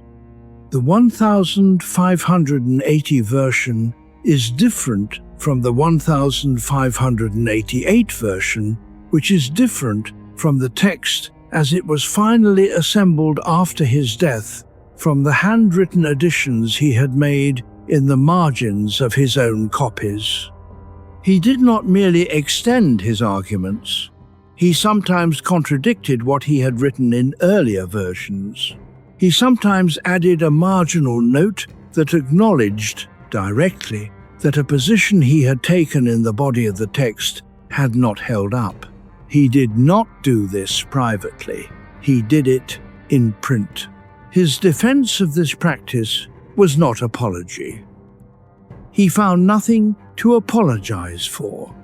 To change your position in response to evidence was not weakness. It was the only honest response to the fact that you were still learning. The person who had never revised a serious opinion had either never held a serious opinion, never encountered evidence that could revise it, or had decided that being consistent was more important than being right. Any of these was a failure of a different kind. Nietzsche, 3 centuries later, put a version of this more forcefully. The will to truth, he argued in several forms across his work, required the courage to let truth revise you. Not just to pursue truth, but to be changed by what you found. Montaigne had the quieter version. He was not asking for the dramatic conversion or sudden revision of everything. He was asking for the ordinary willingness to notice, on a given Wednesday, that something you had believed the previous Tuesday turned out to be incorrect, and to say so without theatre, without the elaborate performance of having changed. Just, I was wrong about that. Here is what I think now. The courage this requires is real, but not heroic.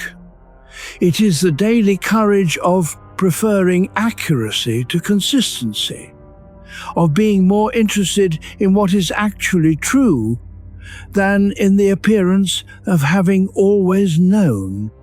In a world that often punishes visible revision, that reads it as indecisiveness, as weakness, as evidence that the earlier position should not have been trusted, this requires a willingness to absorb a particular kind of social cost. Montaigne paid it.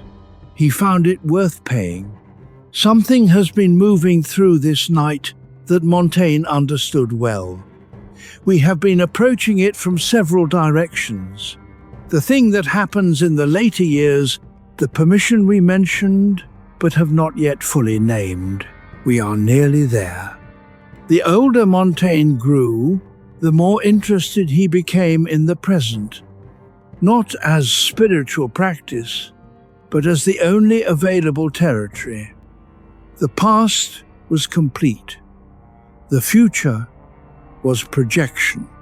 The Wednesday morning with its specific light and temperature was real. Elena found this by accident. She had not been looking for it.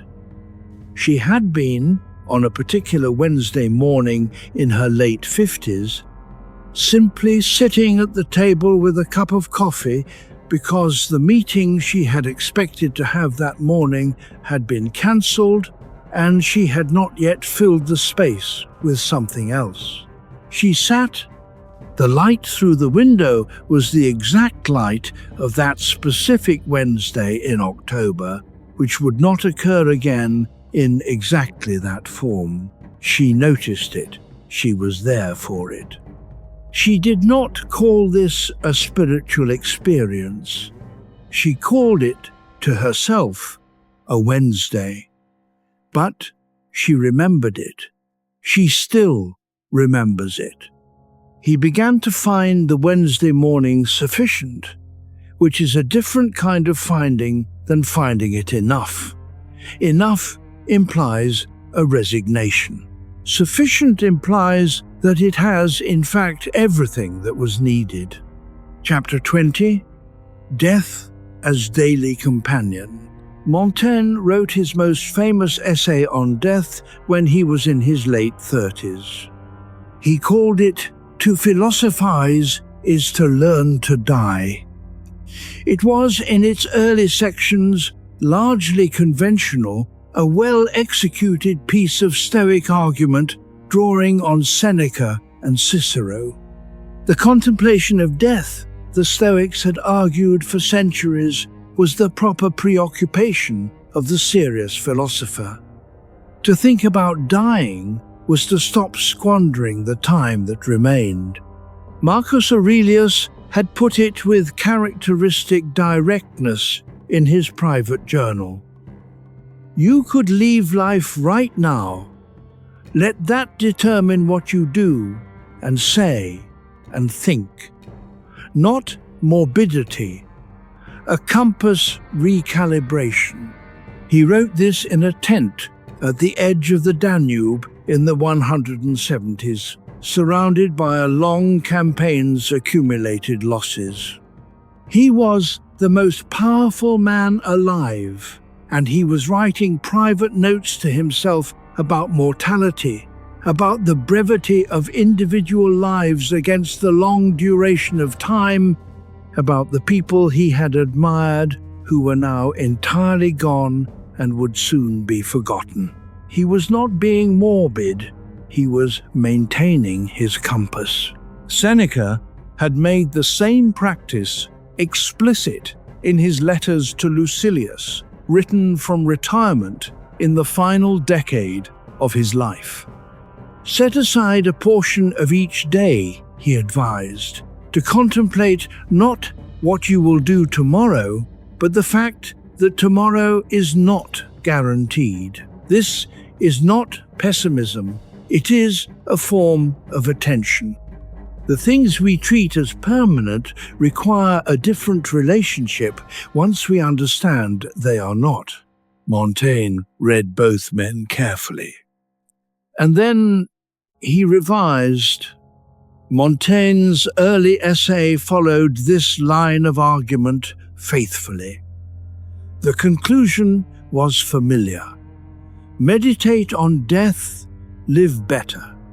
But Montaigne revised the essay later, and the revisions are more interesting than the original.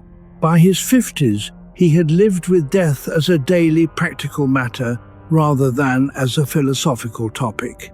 He had lost his best friend, several of his children, his father, his brother, and uncounted neighbors during the plague years in Bordeaux when he served as mayor through a crisis that killed thousands in the region.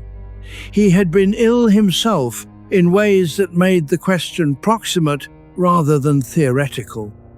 And what he found, which he added to the later versions of the essay with something close to the correction of a man who had been hasty earlier, was that the formal philosophical approach to death was somewhat beside the point. In practice, he wrote, the people he had observed who lived most fully in proximity to death were not the ones who had read Seneca most carefully. They were the ones who had been practically occupied, who attended to what was in front of them, who ate and worked and rested and talked, because those were the things that constituted daily life, and daily life was what remained. Death, treated as a constant companion rather than an occasional philosophical topic, had a particular effect. It made the present specific. The afternoon was not background to something more important happening elsewhere. It was the thing. Thomas, at 63, had been sitting with someone at the end of their life for the first time in his own life, his brother, in a hospital room in late November, over a period of about 3 weeks. He had expected the experience to be devastating in a continuous way. What he found was that it was devastating in waves, and that between the waves there were long stretches of strange clarity. He and his brother talked more honestly during those 3 weeks than they had talked in the previous 30 years. They talked about the specific texture of their shared childhood, the particular smell of their grandmother's kitchen, the character of their father's silences, the afternoon in summer when they had been briefly and completely happy doing nothing in particular. Thomas did not understand until later that he had been learning something from his brother about the present moment. Not as a concept. As a practice, his brother could no longer defer. Now we can finally say the name of what happens after the later years arrive, the thing we have been approaching since early in this night. Montaigne called it permission. Not the permission to give up, not the permission to retreat, the permission to be what you actually are, rather than what you were still becoming. The younger self lives in permanent deferral. When this is finished, when that is settled, when the children are grown, when the reputation is secure, then the actual life can begin. The self in the later years, if it has been paying attention, discovers that there is no arrival.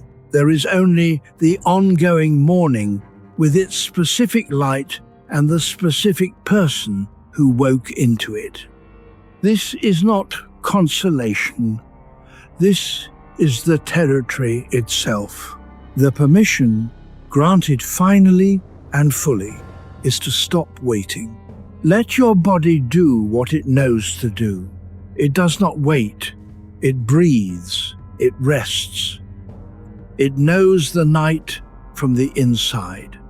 Chapter 21. Emotional pain without drama. There is a kind of pain that the mind, left to itself, will take and elaborate. The original pain is real. The event that caused it was real. What the mind then does with it, the architecture of meaning it builds around the raw fact, the implications it constructs, the theory of self and world it derives, is not always equally real. It is real as experience. It is not always accurate as description. Montaigne was interested in this distinction. He had watched himself grieve and had noticed, over the years of watching, the difference between the grief and the grief's narration. The grief itself was bodily. It had a physical location, a specific weight, a quality of presence in the room. The narration was mental. It was the story the mind told about what the grief meant and what it implied for everything that came after. The narration could be honest and useful. It could also be something else entirely, an elaboration that expanded pain beyond its actual dimensions. The pain of a specific loss becoming evidence for a general conclusion about the unreliability of love. The pain of a specific failure becoming proof that the larger project was compromised. The pain of a specific conflict becoming the foundation of a theory about other people's fundamental motivations. Montaigne was skeptical of theories that expanded pain. He preferred to keep it the size it was, not smaller, the size it actually was. He wrote about La Boétie's death with a flatness that is, in the end, more affecting than any elaborate expression of grief could have been. The friend was gone. The loss was this shape. He carried it. But he did not build a worldview from the loss. He did not arrive at conclusions about the reliability of close friendship or the wisdom of deep attachment. He did not produce a philosophy of guarded connection. He grieved a specific person, kept the grief specific, and continued. William James, writing in the late 19th century, made a related observation from the direction of psychology. The emotion and the label we attach to the emotion are not the same thing. The label often arrives after the emotion and can reshape the memory of it. The mind that labels its pain as evidence of something permanent is not accurately reporting what happened. It is constructing a narrative about what happened, and the narrative has its own consequences. Emotional pain without drama is not the suppression of feeling. It is the refusal to let feeling be inflated by the narrative impulse. To let grief be grief, specific and located. To let failure be failure, bounded and particular. To let pain be pain, which moves when it is not held in place by interpretation. Helena, in her 50s, had learned this slowly. She had been, in her 40s, a person who treated her emotional experiences as data about herself in a fairly general way. A difficult day became evidence about her fitness for the work. A conflict became evidence about her relationships. She was continuously extracting conclusions from the specific instances. She had learned over years to hold the specific instance longer before reaching for the conclusion, to let the difficult day be the difficult day, to let the conflict be the conflict. To notice, in the space created by this patience, that the conclusions she had been reaching for were often more damaging than the original instance warranted. Pain moves when it is not held in place by interpretation. This she had found to be reliably true. Let the night carry what it carries. The body knows how to rest. Let it. Chapter 22. The Gentle Skeptic Within. Que sais-je? What do I know? He had the question stamped on a medal. He wore it not as performance of false modesty. He was not a modest man in the ordinary sense, but as the kind of reminder that needs to be carried, because the mind, without reminders, tends to accumulate certainties until there is no open space remaining. The gentle skeptic within is not the voice that refuses to believe anything. That voice, taken to its extreme, produces paralysis.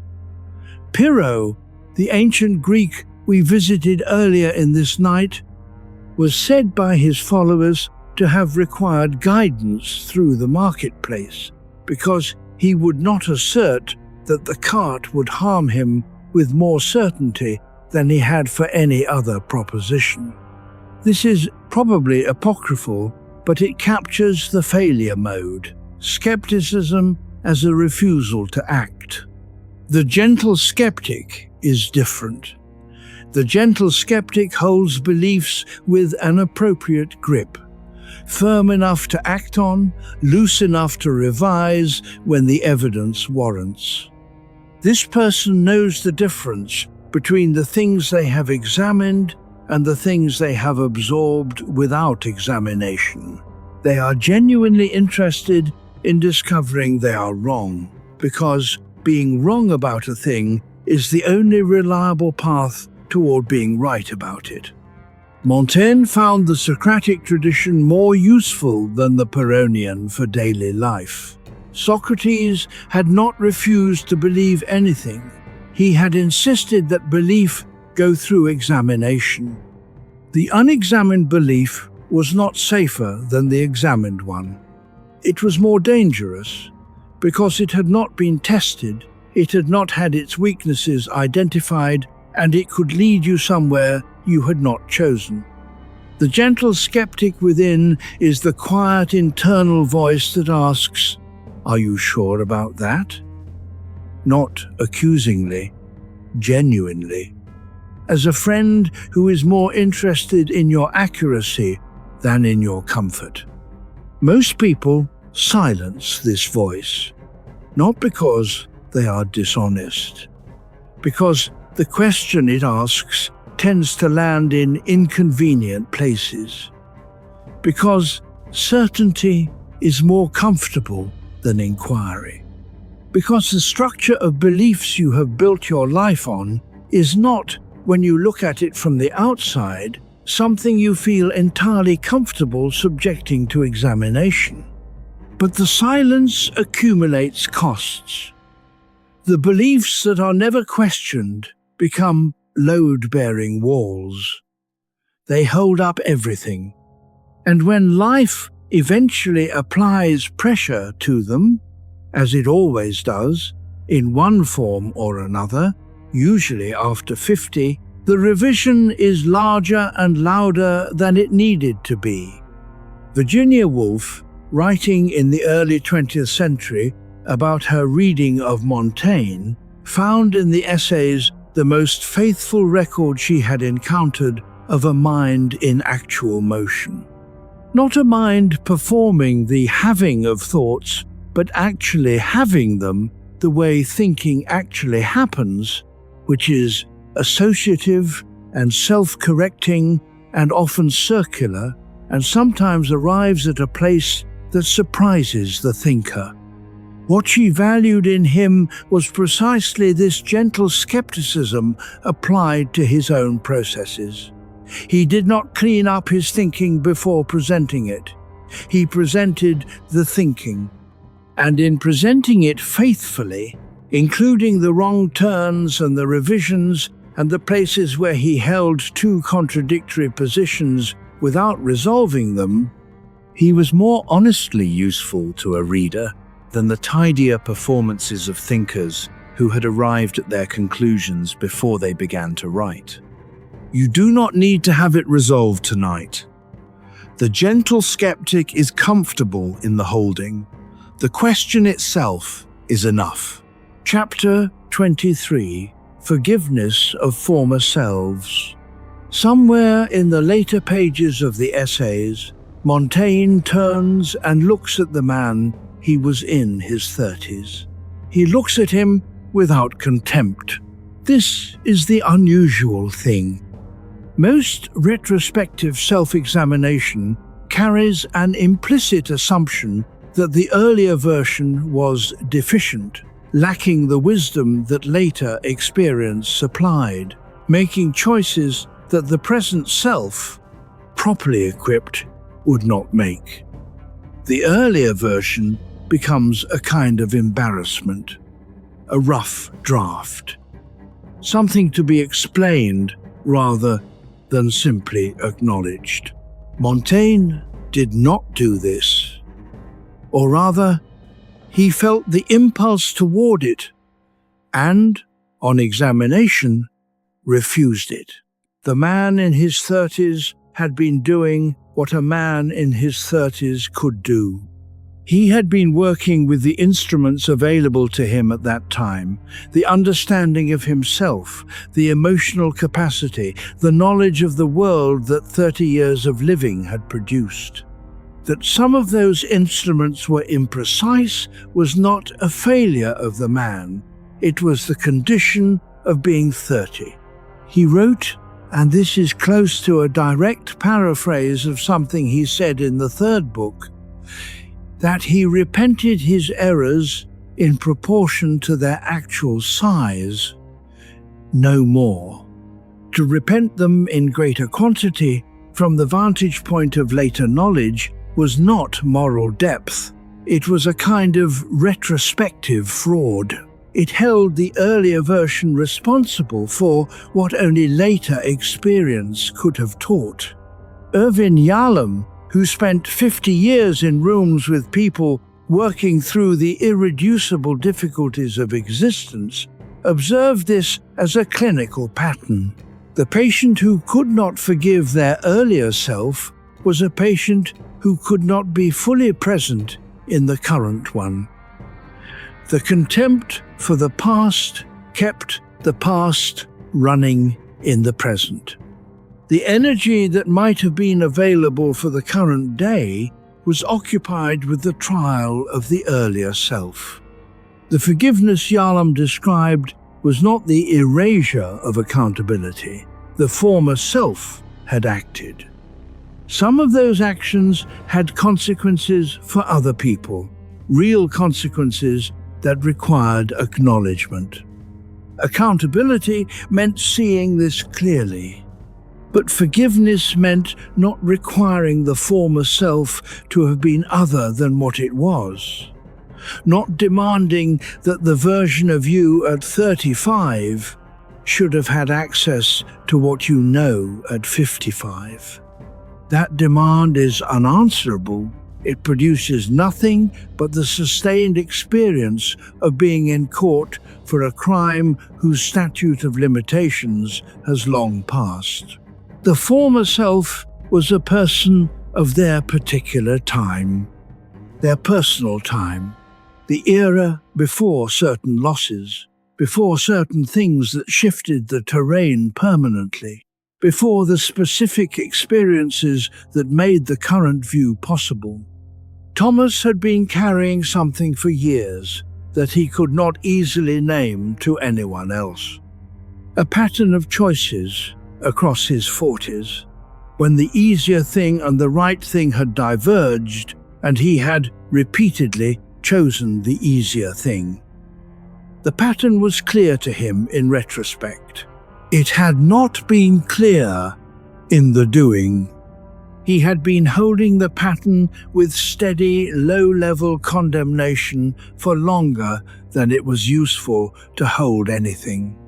He set it down not because he had forgiven himself in any formal sense, not through any particular act of resolution, but because he recognized, one quiet morning, that the holding had stopped serving any purpose except the purpose of weight. The former self was a person of his time. That person is not available for retrial. You are who you are tonight, in this room, in this hour. That is the self that is here. And this self, the one that has been present through this particular night, carrying whatever it came in with, deserves the same attentiveness that Montaigne brought to the man in the tower. Not the performance of attentiveness, the actual kind. The kind that looks at what is there and says, yes, this is what is here.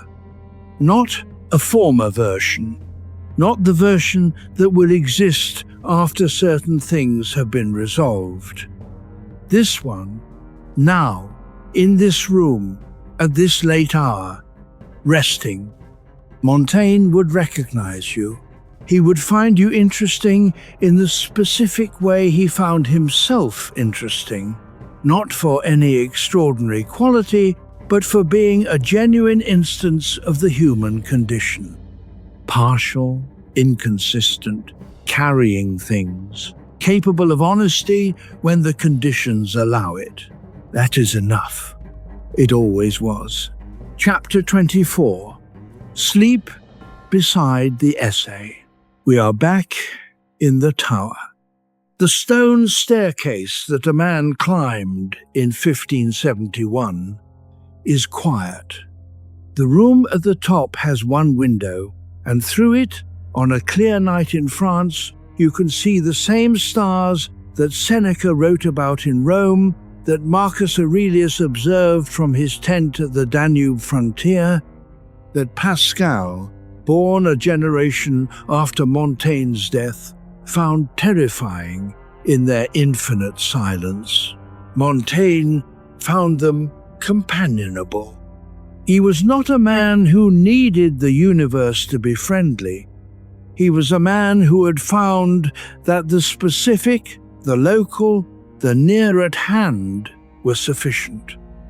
His house, his library, his cat, his friends when they were present, his thoughts when they were all he had. He worked here for 20 years. He read and disagreed and annotated and changed his mind. He wrote about cannibalism and kidney stones and the right way to face death. He wrote about friendship, what it was and what it cost, and why it was worth what it cost. He wrote about the body, the mind, the particular problem of trying to know yourself when the self keeps revising its own terms. He wrote about himself not because he thought himself important, but because he was the material most immediately available. And because he believed, and proved over 20 years of writing, that honest self-examination was not a narrowing exercise. The more precisely you understood one particular human being, even if the only one fully available to you was yourself, the more clearly you understood something about what it was to be human in general. Every person, he wrote, carries the entire shape of the human condition. The particular instance is not a deviation from the general form. It is where the general form lives. Tonight we sat with him in the tower, not systematically, not toward a fixed conclusion. We followed what was there. We looked at the quality of honesty that asks less of the world and more of yourself. We looked at what it means to win at a game with no audience, to build a life whose measure is entirely private. We looked at self-doubt as the ground that makes real confidence possible.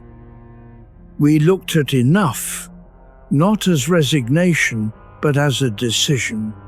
We looked at the body's particular wisdom and the relief of accepted limits and the comedy available to a person who has found themselves slightly absurd. We looked at anxiety losing its throne when named precisely and held lightly. We looked at the slow art of judgment and the deeper art of friendship, and the specific weight of a loss that does not resolve. We looked at the softening of ambition and the courage to change your opinion and the reckoning that honest measurement requires. We named finally the thing that happens in the later years, not decline and not diminishment, but permission. Permission to be what you actually are rather than what you were still becoming. Permission to find the present moment sufficient rather than merely adequate. And we looked at former selves with something approaching the gentleness they deserved. They were doing what people do with the instruments they had at the time they had them. All these are aspects of the same practice, the practice of paying honest attention to what is here, in this specific life, in this specific room, at this specific late hour. That is all Montaigne ever asked of himself. It is all he ever asked of the people who read him. The tower is dark now. The candle has burned down to its last inch. Outside the window, whatever your particular night looks like, it is doing its work without your assistance. The essays are finished, not because everything has been said, but because the candle is almost gone, and the hour is late, and the body knows something the mind is still talking about. The body knows the night. It knows what comes after the thinking stops. Let the ideas settle into wherever they will settle. Some will be there in the morning, smaller and possibly more useful for having been carried through sleep. Some will have found their way out quietly, without ceremony, in the way that things sometimes leave when you stop holding them. The room is dark. The books are on their shelves. Somewhere in France 450 years ago, a man has set down his pen and let the silence be what it is. There is nothing more to do with this night. Sleep now.